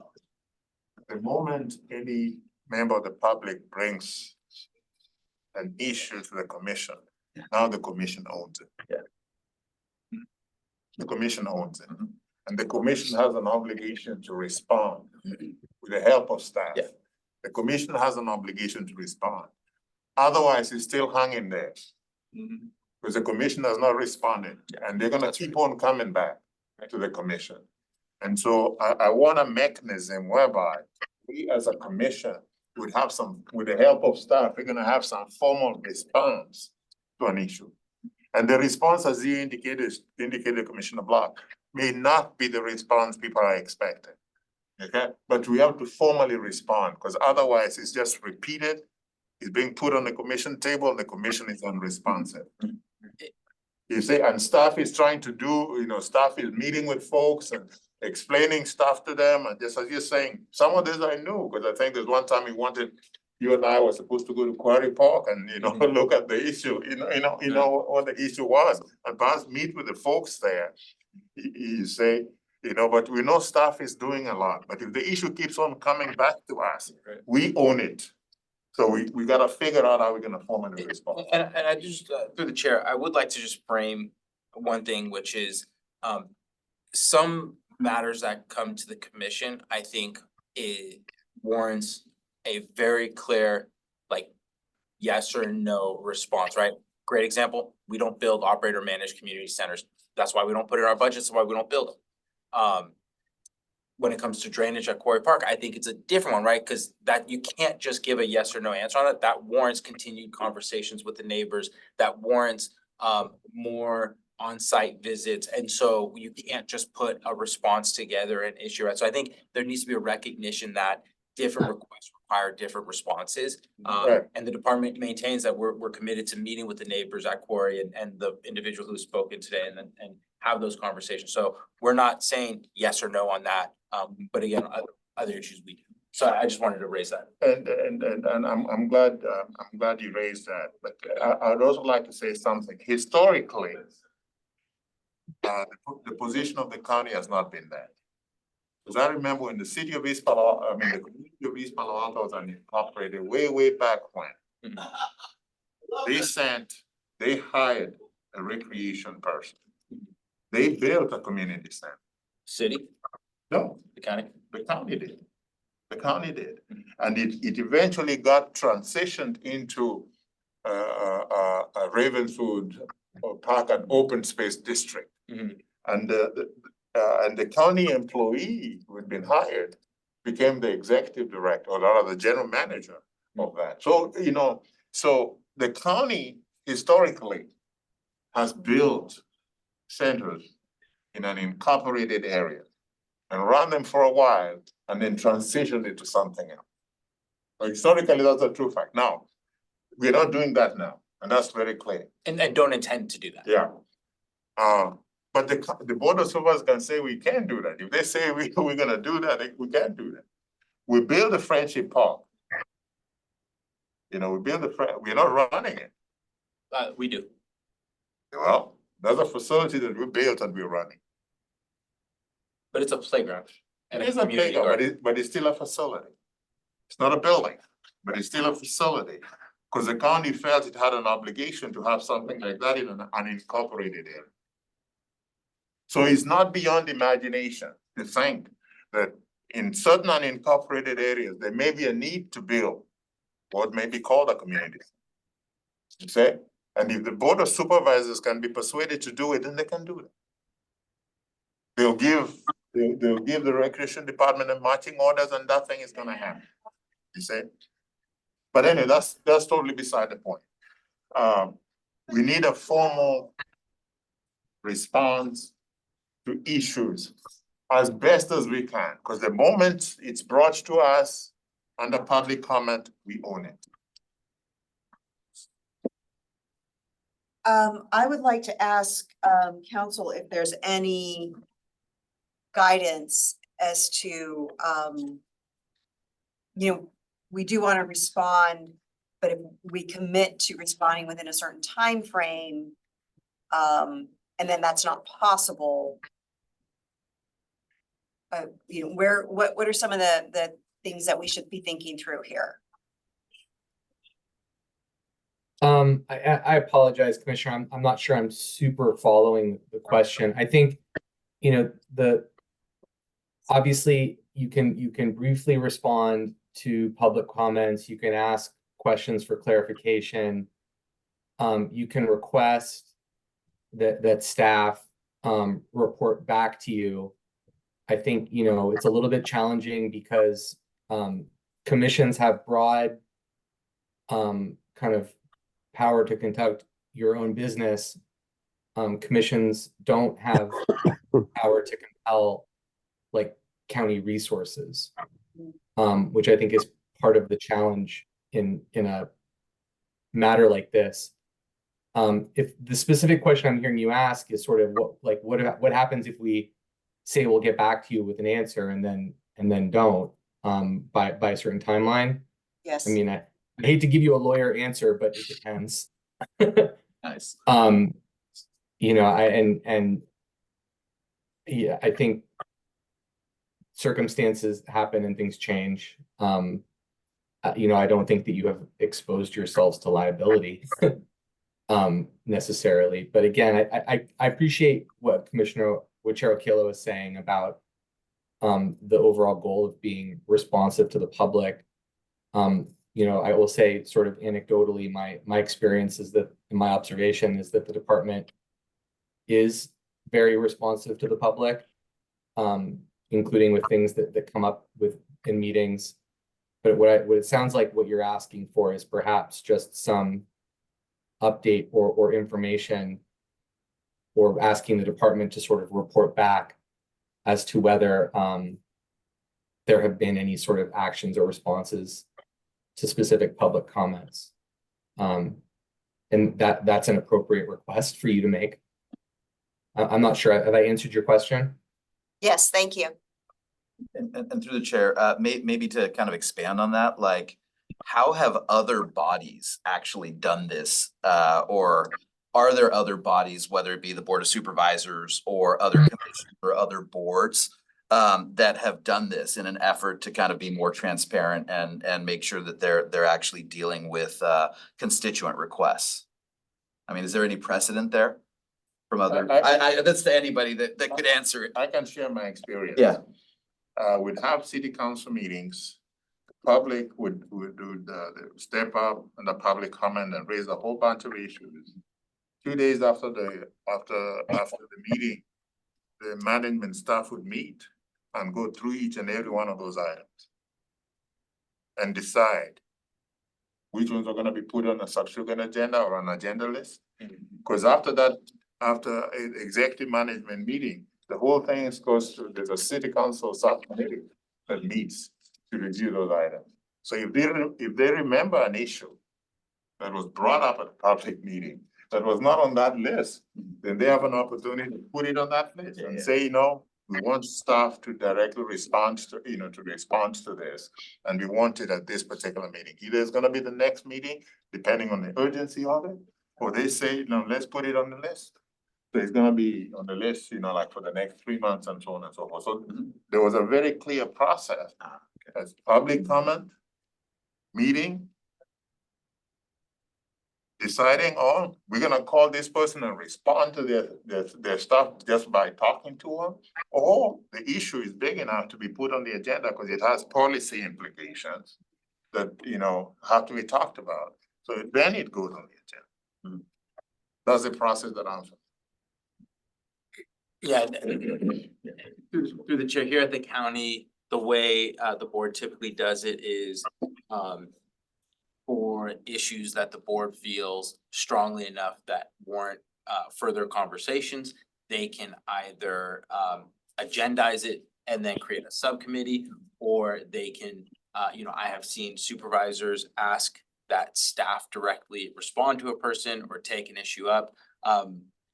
Or I've also seen just, you know, that they receive the comment and then that's, you know, the extent of the public comment. So it runs the process. It oftentimes, my experience has been that it's often based on the magnitude of the request, the severity of it, the timing of it, and Yes, sir. the feasibility of what is being asked for. And so then board members take it upon themselves to ask that it's agendized, ask that it be followed up with. The county executive can also ask, you know, departments to follow up with individuals. So there's a variety of ways, but there is no process like you laid out. Right. So question for this group then, if it's okay, Chair. So when we hear from the public, you know, we generally give them 2 minutes, right?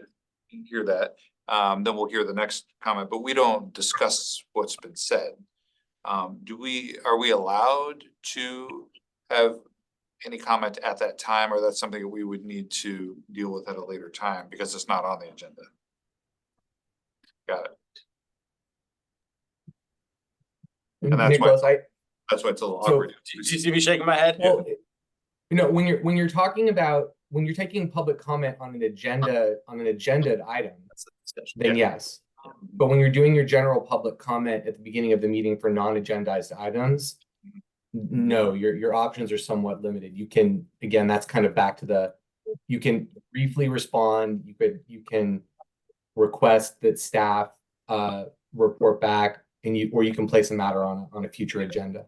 Right, and that's kind of where I was thinking with that. I mean, I know we wouldn't have a detailed discussion because it's not on the agenda, but we do have the rule, and maybe for the chair to do this, or we could do it as a group to say, okay, well, that's a point. I think Nicholas is already working on that. Maybe next time you can give us an update. That would be fair. Or we could say, you know, that's really interesting and important. Maybe we consider that as an agenda item in the future. And then that way the public can hear that, you know, we lodged the concern or the comment. And I think that would in a way kind of help complete that circuit, right? And that's allowed to do, right? We can do that. Or we can simply refer it to the agenda subcommittee, and not with the intention of putting it on the agenda, but just keeping track of it. Yeah. And so the agenda committee works with staff and, you know, can get a response in that manner. So at least the public knows that it did go somewhere, it just didn't fall into a huge, big hole.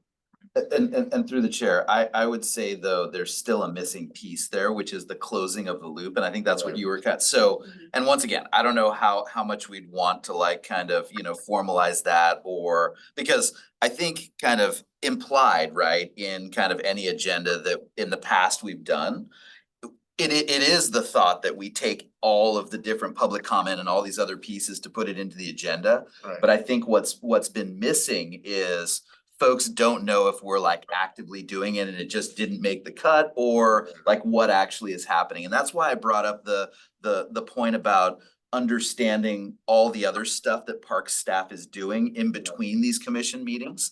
But yeah, I don't know what that right mechanism is to be able to kind of let folks know. Maybe it's what you were saying, like, hey, we'll put it on, right? Or something like that. If it's something as simple as that, or if it's something that we're gonna need to either through a subcommittee or through some other means, be able to kind of update folks and say, yep, we went through it. This is end of the line. Yep. You know, the park staff already responded on this, or hey, let's agendize it and kind of put it in, you know, for a future meeting. Right. So what's your pleasure? What should we do with this item? I apologize. We may want to ask Commissioner Monet if he has any opinions on this matter. Commissioner Monet, Yes, Chair, go ahead. we are on the item discussing what the commission's response should be in terms of public comments that we receive during our meetings. And this is public comment that are related specifically to the item on the agenda that says public comments. So we don't have the legal obligation to discuss anything that is raised. But after it's raised, the question is, you know, what ultimately happens to it? So we're trying to figure out how best we should deal with that. And so any comments and suggestions from you would be most appreciated. I wholeheartedly agree with the commission and you, Chair Akello, regarding that. There's really no obligation, but when it's pertinent to the subject matter and the public they're within their right to speak on that subject, then they're given that ample time to speak on it, correct? You do have 2 minutes. Then I don't think it should be made a full length in detail, and we shouldn't make it bigger than what it already is. So we just should kind of within a scope, not to further go on the deep end with it. Just kind of keep it within just keep the rhythm on it and just not really put too much thought into it. So Commissioner Mane, I think we're dealing with two issues here. One is our response to the comment when a member of the public brings it. So we may ask clarifying question, but we cannot discuss the item at the meeting that is brought up. Yeah, I'm with that. I'm good with that. So after that, however, since the issue has been brought to the commission, we still have an obligation to respond to it in some future meeting. Or it could simply be staff response to the issue and the issue is taken care of. It's taken care of. I Or mean, as commissioners, we do have when we're appointed and we sit on this great body, I think we have to address any issues that are current, future, but I think staff are the professionals. I think they can also get back to the individual in question, whether they have questions about it being a personal issue or it's going to affect them or their neighborhood or budgeting or nature or future. I think, staff fully has knowledge of all this. what's the pleasure of commission? Can somebody propose something that you find would be chewable? I'd like to propose that that the agenda subcommittee takes any items that are presented under general public comment and categorizes them in the subsequent agenda subcommittee meeting, categorizes them as whether it's a large topic or whether we request a staff response, or it's one of three options. And we as the agenda subcommittee could come up with that mechanism to present to the board, and that we have when we do subcommittee updates in the meetings, that we'd be able to present that as a report. The agenda subcommittee considered XYZ. This is how we dispersed them. And that is the response. I would agree with that resoundingly. And so, any other comments or would you go into done? I have one question, which is, in our minutes, and I apologize, I don't know the answer to this, but in our minutes, are the public comments captured in text on minutes? Through the chair, we're behind our minutes, so I guess right now the answer would be no. Okay, yeah, that's why I don't mean to stir the pot, but I was just curious because if those comments were then in the minutes, that would be a nice place. It's already been captured, right? And so then that's a nice place to consider reviewing, proposing what happens next. I think I like Commissioner Rodriguez's suggestion that we funnel all public comments into the agenda subcommittee. And the agenda subcommittee becomes the traffic cop, figure out, okay, this and that, and come back to the commission at some point that, these are the comments from the last meeting. And this is what we're suggesting happen. We've already spoken to staff in terms of addressing this particular issue. And we can look to staff whether they had an opportunity to talk to the particular individual. And if we think it's important enough, then we can propose it to be an agenda item for a future meeting. I think that brings closure, as you're suggesting earlier. And through the chair, I think it kind of addresses the one thing that's been missing, or one of the many things that's been missing, which is understanding what park staff has already done, right? So as part of those subcommittee updates, right, we can also log what's actually been done, because up until now it's been kind of he said, she said, or like, trying to figure things out. Right. It'll be great to get, more of a record of what actually has been done on it. And if those updates can do that, that would be fantastic. So could I get a motion of some kind to that effect so that we can lay this item to rest?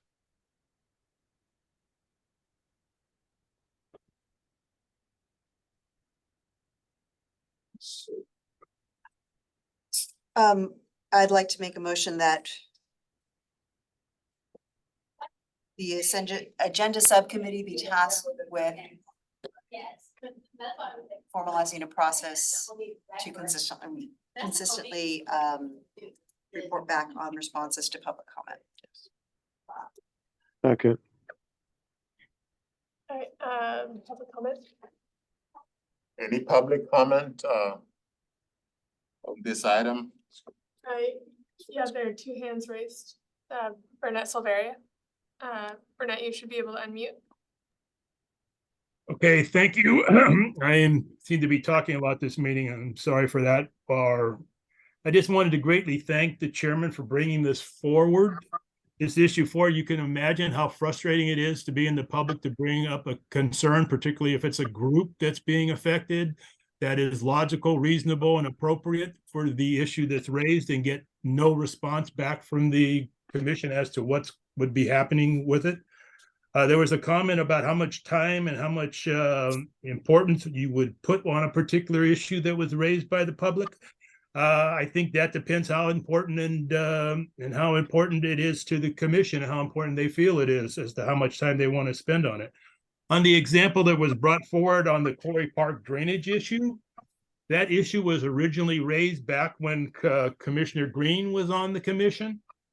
And she's the one that had some questions about what could be done to alleviate the problem, and put it to the Parks Department. And they had indicated that they had been talking to Public Works and some other departments to see what could be done. You can look back at the minute, or at either the minutes or at the video to that to verify that if you need to. And she's the one requested that it be an agenda item so that it could be reported back on from the Parks Department. You recently removed that item, that Quarry Park drainage concerns issue, as a future agenda item, but that's the background on it. The reason that it keeps coming forward is that we keep getting the response that was just given today. We're looking into it. We're trying to determine it. We're not getting any kind of reasonable response as to what can be done or maybe will be done. It's just we're looking into it is the canned answer. That's why it keeps coming before you. Thank you. Thank you, Burnett. Next we have Carlisle and Young. Carlisle, you should be able to unmute. Thank you. The item that I've been putting forth time after time is actually the expenditure by the Parks Department of the Mid-Coast mitigation fee that they've been collecting.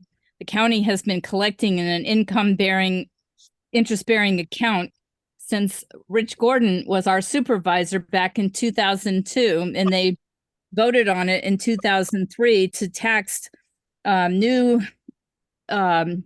residential building and also remodels on the Mid-Coast for the specific purpose of the thing that's in the Mid-Coast Parks Recreation Needs Assessment Report. And I would like to send that to every commissioner and not just have it buried in Hannah's email like my email was today about the erosion issue, and actually have you read what the Quimby Act says and what all the collection of the money says and how it is to be spent. Because there have been times when I think Nicholas just decides to spend the money. I know the pump track didn't get voted on at the MCC. There was a big meeting at the MCC when the Parks Department discovered the ad hoc parent-built pump track in the trees. And it's because there haven't been any major things for kids around on our parks for many, many years. But they take that money and they built the Murata Surf West Trail with it. Now it's crumbling into the ocean, and he says, oh no, that's Caltrans department. So that money's been spent time after time, year after year.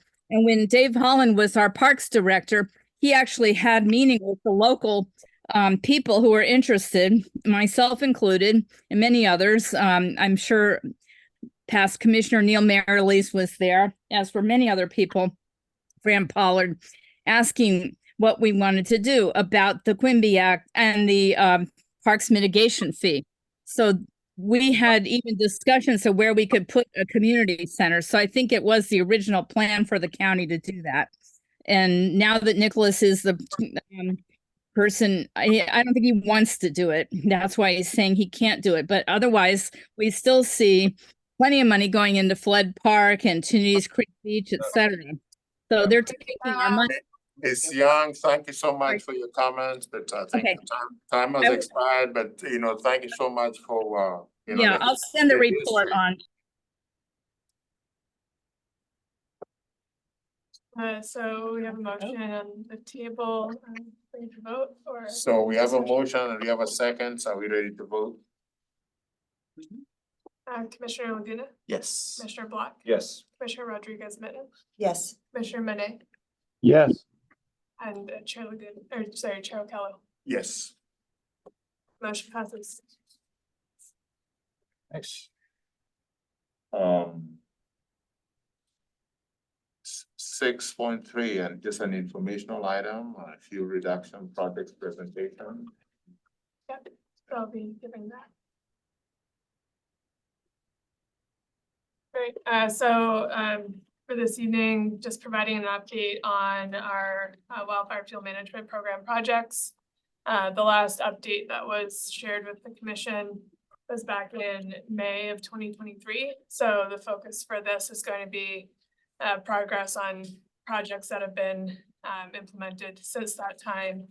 And just a brief overview of the program in general, since we have 2 new commissioners. Thank you. So our wildfire fuel management program was developed in response to the CZU fire in 2020. It was adopted and approved by the board in February of 2021, and since that time has been a guidance document for the department when implementing various fuel management projects throughout the park system. And as you can see on the map, they're pretty well dispersed throughout the entire park system.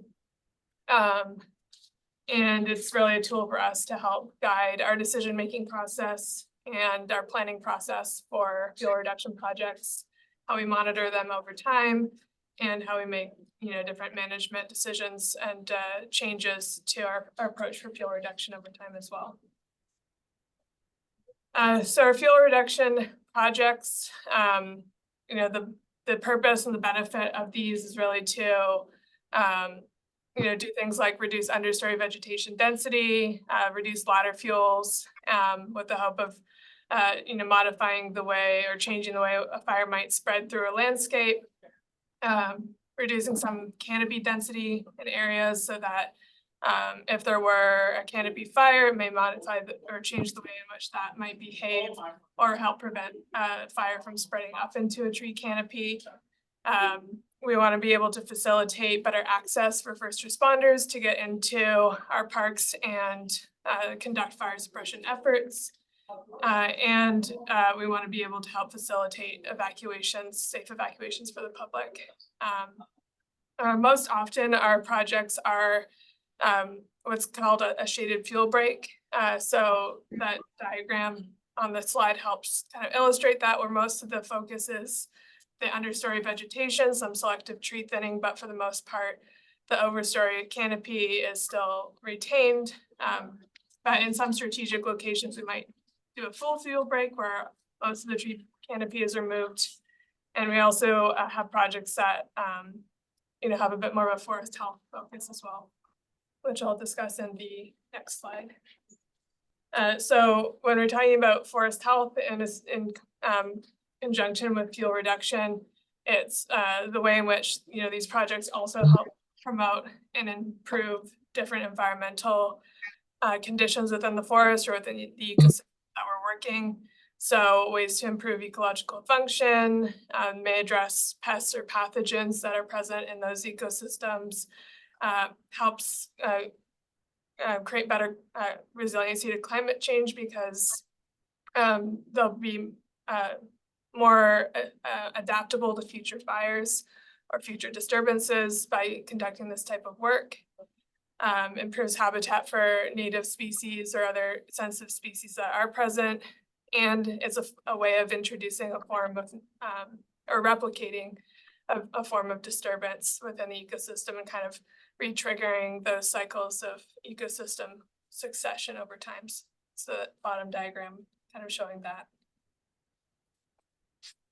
In terms of the projects that we have been implementing, this is from our department performance webpage, but just shows over the past several fiscal years how many acres of fuel reduction work has been performed. You know, certainly, you know, the you know, fiscal year 21-22 was, you know, a pretty high year, but we also had some very large scale projects going on in that time. Where we are at now with a lot of our projects is focusing a lot more on maintenance efforts. Now that we've done a lot of implementation work, and those are often, you know, smaller in scale, but, you know, meant to really sustain the value of these projects long term. It's just for a smaller footprint. But, you know, looking back to the start of this graph that represents over nearly, it's over 1,610 acres over that 5 fiscal year timeframe. So pretty significant amount of work completed. And now just to get into some updates on specific parks and projects. So for Quarry Park, there have been 4 different activities underway over the past several months. We've had an ongoing project that's been funded by a state coastal conservancy grant. That's been a partnership with the San Mateo RCD, or Resource Conservation District. This entailed completing and expanding on 100 acres of shaded fuel break and hazardous tree removal work. And that's shown in the map on the right-hand side, the area where that work was performed. And then the colors just represent work completed over different years. So 2023 and 2024 are the yellow and the orange colors. And then we've also done a significant amount of tree removal in the Marada East area, and I'll show some photos after this as well. But a number of trees, this was an area that was already identified as a fuel reduction project area, but a number of trees fell down in that location during the storms of last winter, and so we did work to really clean that up and, you know, remove other trees that were in hazardous conditions. We also had some work on the El Granada Boulevard side of the park where there has been an existing fuel break, but there are a number of old logs still remaining in that area that we were removing so that can facilitate better access to that area to work in the future. And that was an effort that was we received funding from CAL FIRE to help do as well. And then we've had ongoing maintenance work throughout these project areas just to keep on top of invasive plants that may be growing back, and again, just continue to maintain the value of these fuel reduction efforts. So these are some photos showing the work in Marada East. So you can see the number of downed trees from that storm and wind event back in, that was in March. And then the after photo, so essentially the area needed to be completely cleared because of the number of trees that came down or that were damaged as a result of all of the wind and, you know, other trees kind of falling into each other. So we do have some more work to do here in terms of disposal of the logs that are stacked, and then also, you know, restoring and revegetating this area over time. These are some photos that show the shaded fuel break work related to the Coastal Conservancy grant. You know, just a good depiction of what these areas look like after work is performed, and, you know, the kind of you know, more open understory. And we're also, because we're also removing some hazardous trees, there's a reduction in the canopy density as well. And then these are some photos that have been shared before, but give a good idea of the before and after comparison. So, you know, what a typical area looked like before work was performed in terms of the amount of debris and vegetation growing under under the canopy, and then what these areas look like after after work is performed. So those are our updates for Quarry Park. This year we also had a project at Memorial County Park to install a shaded fuel break along Pescadero Creek Road and Were Road corridors, where those roads intersect with Memorial. And so those photos again show a portion of that work, the before on the left and after on the right. This was about a 33-acre area in total, and extended up to 100 feet out from either side of the road. And this is a very important access and evacuation route for the communities in the Pescadero region, and people who live in Loma Mar or La Honda. And so that also helps us accomplish one of the goals of improving safe evacuation routes. At Pillar Point Bluff, we've had a project occurring. This has been a partnership with CAL FIRE, where their crews have come out to do the majority of the work. And it's focused on a cypress grove that has that is present at the park and has been in decline over a number of years. And really focused on removing some of those dead or dying trees, and also removing some of the lower limbs that were mostly dead material as well. And then some understory clearing, but again shows some of the or the difference you can see in the comparison photos there. And this was about a 5-acre area across this cypress grove. So the work on this project at Edgewood County Park actually completed last summer, but we've been focusing currently on maintenance efforts, specifically invasive plant control. Again, and this was a shaded fuel break area following the Sylvan Trail and other portions of the park boundary adjacent to the Emerald Hills community.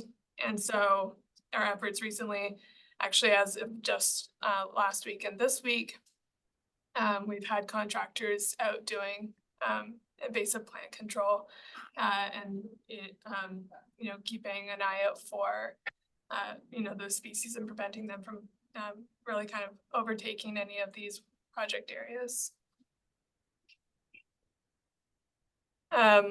We've had ongoing work at San Bruno Mountain. This has been a project that we've presented on a number of times, but we've been continuing to work on an effort for gorse control at San Bruno Mountain.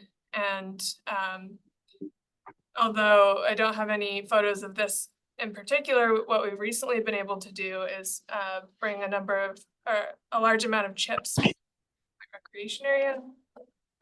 We also had a lot of trees come down during the storms this winter, and just finished a process to actually chip all that material.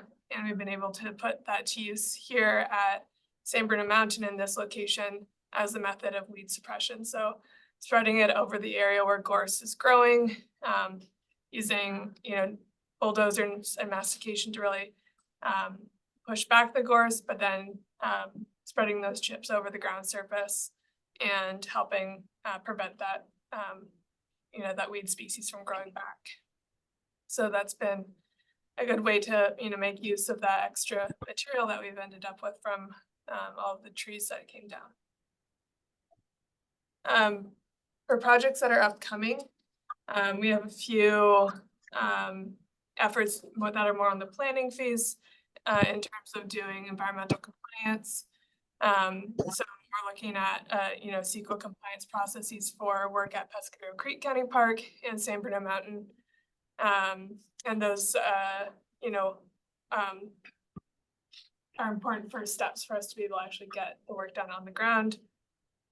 We also have another project that we're partnering with the San Mateo Resource Conservation District on as well at San McDonald County Park. And this is a large-scale shaded fuel break that actually crosses multiple landowners and multiple boundaries. So we're just one partner in a larger project to create a more connected shaded fuel break around the community of La Honda. We also are going to be doing some goat grazing work and other eucalyptus management at San Pedro Valley. So using goats as a tool to do more of that understory vegetation management. You know, we determined it as a good candidate site because of the type of vegetation that was there and it all being palatable for goats and, you know, low likelihood of sensitive or desired native vegetation being impacted. Like I mentioned when showing that photo, we will be working on actually managing all of those logs that we have at Quarry Park. You know, really putting in a plan of action into place to make sure that those are taken care of and not just remaining stacked on site indefinitely. And then and kind of all of these ongoing activity is the maintenance efforts for our various projects. So just, you know, scheduling time for our natural resources staff to go out and keep an eye out for invasive species or regrowth, and then scheduling that type of work at the right time of year. And with that, those are my updates on projects. So much for your report, fellow commissioners. Just a couple questions, and following up on kind of, because obviously this was, you know, really like topic number one post fire and everything that had kind of gone on. Obviously, it still remains like a big thing. But I remember when like kind of one of the first updates that we got, there were like and correct me if I'm wrong, but I remember there being like a set of like super high priority, like we need to get this thing done versus stuff that would be nice to have and there's other.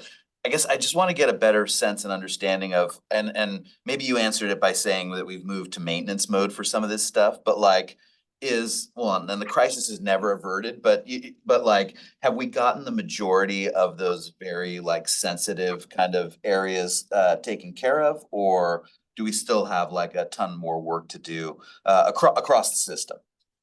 Yeah, I mean, I think, you know, the reality of how, you know, the fuel management program has helped us in as a guidance document for completing projects is also, you know, with funding and with grant opportunities, we've also found that, you know, it's not necessarily, you know, going from the top of the list down, but finding ways to, you know, leverage grants or partnerships or, you know, available resources to look at like the projects that, you know, are the best fit for either grant opportunity or, you know, are feasible to do because we already have environmental compliance completed, or that, you know, is something that's a good reasonable cost, or, you know, in terms of like actually planning the implementation, is much more attainable to do. So we haven't necessarily gone through the project list from you know, project one to, you know, and doing them in order in that way, but rather looking at it as a, you know, a full suite of the projects that we have identified as priorities, and finding the most, you know, opportunistic ways to complete them. And then, you know, where we do need to still do more planning, like the environmental compliance component, or where we found access to be a limitation, trying to make those progress steps to be able to open up those opportunities to actually get the on the ground work implemented. So for example, you know, that work to remove the logs along El Granada Boulevard. Now we have much better access into this area. That was a barrier for us to do work in that area before. We also didn't have CEQA compliance for the work in that area, and we just completed that last April. So those are two big steps for us to be in a better position to actually do more work along that portion of the park in the future. We also, you know, because the San Mateo RCD has been an excellent partner and pursuing grant opportunities, you know, have found ways to, you know, align our project list with, you know, with new grants that come up, and then, you know, basically seek, you know, funding or opportunities to do that work through, you know, the grant criteria that are laid out for those projects as well. Okay, and then related to that, and hopefully this will be a quick one, sorry. I noticed that the acreage is down, because that was kind of why I was asking the first question. Are we like, did we get most of the stuff done and now like, you know, it's just the maintenance?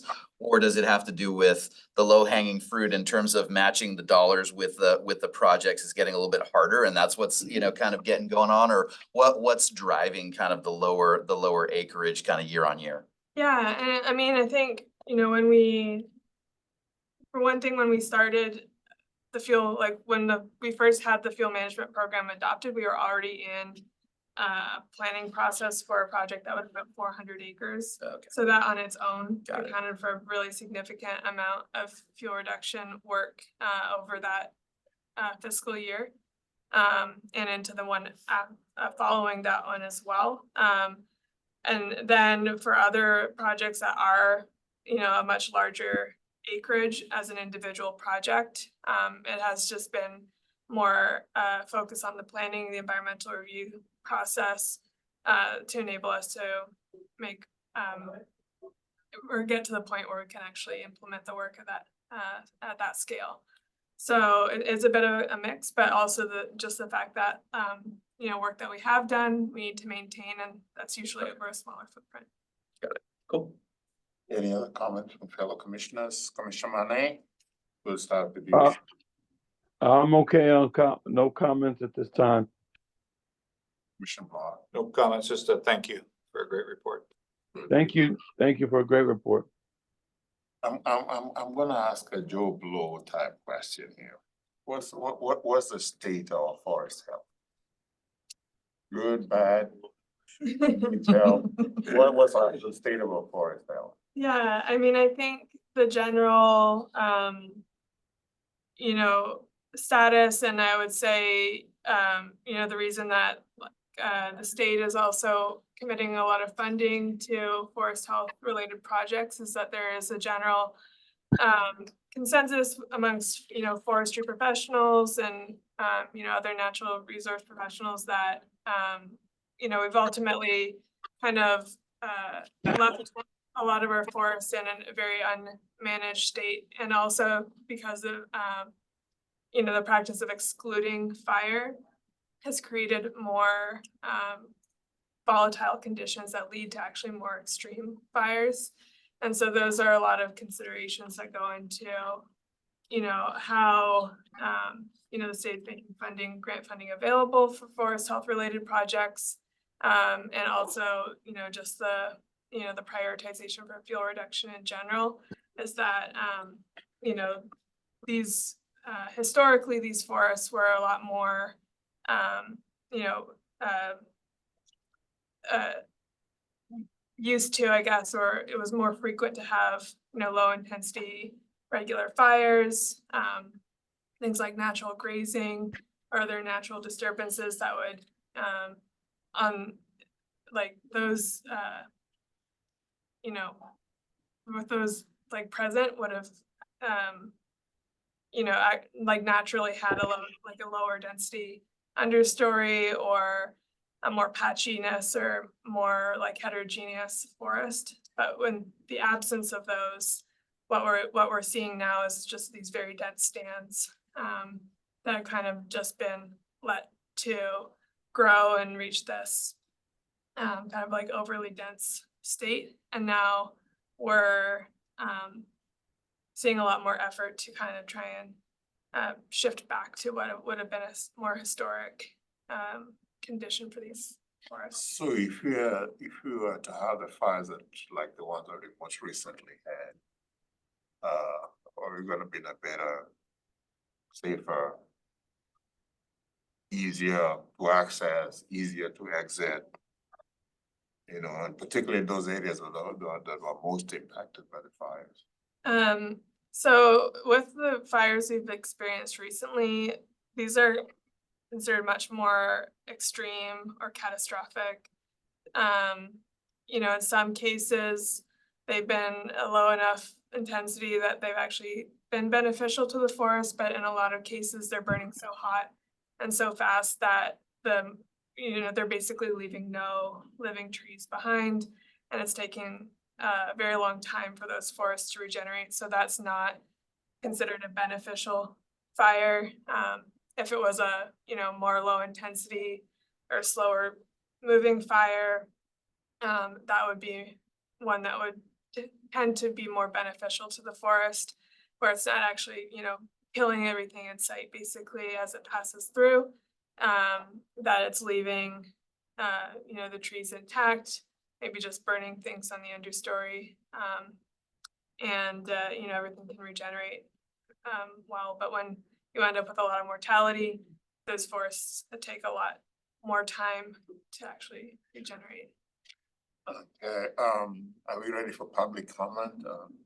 Time is of the essence, particularly for me. I've stayed here much longer than I normally stay. But, so are there any other comments before we go to the public?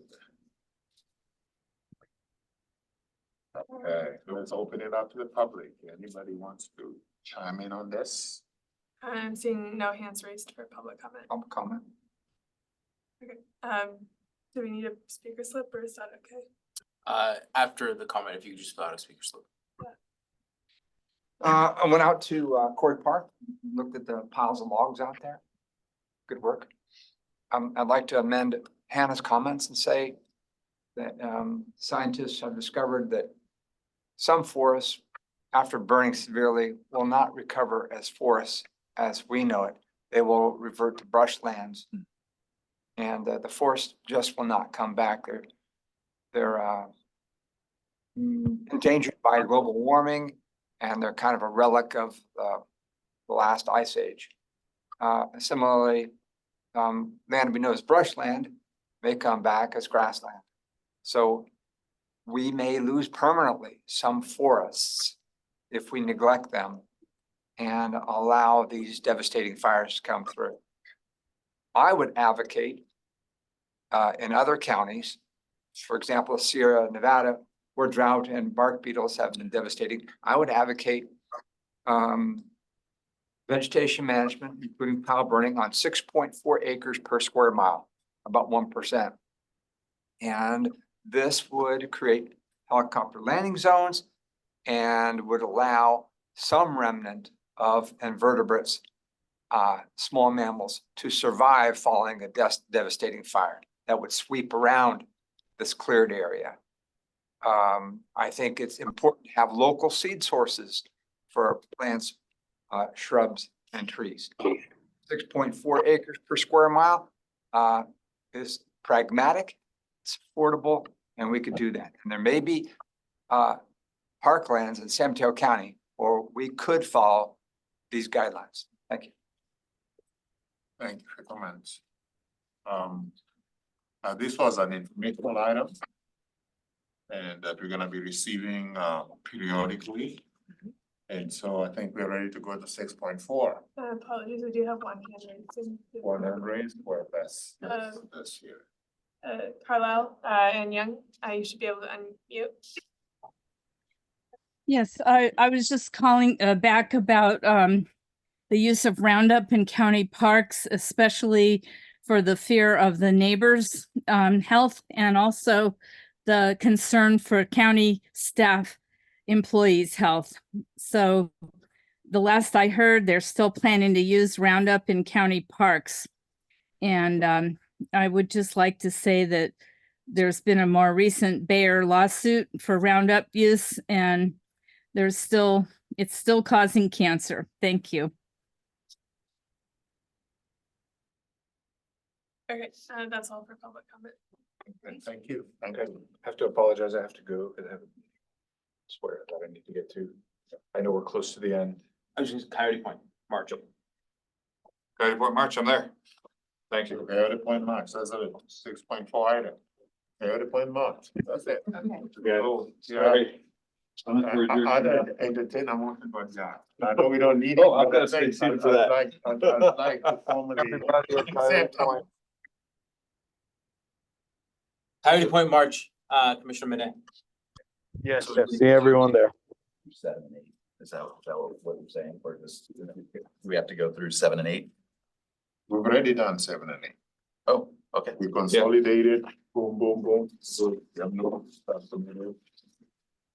And I don't mean to rush discussion, but So, yeah, so. if we can adjourn, I'll stay, otherwise I'll. Yeah. I would recommend it, Jeff, and you don't need a motion to do that?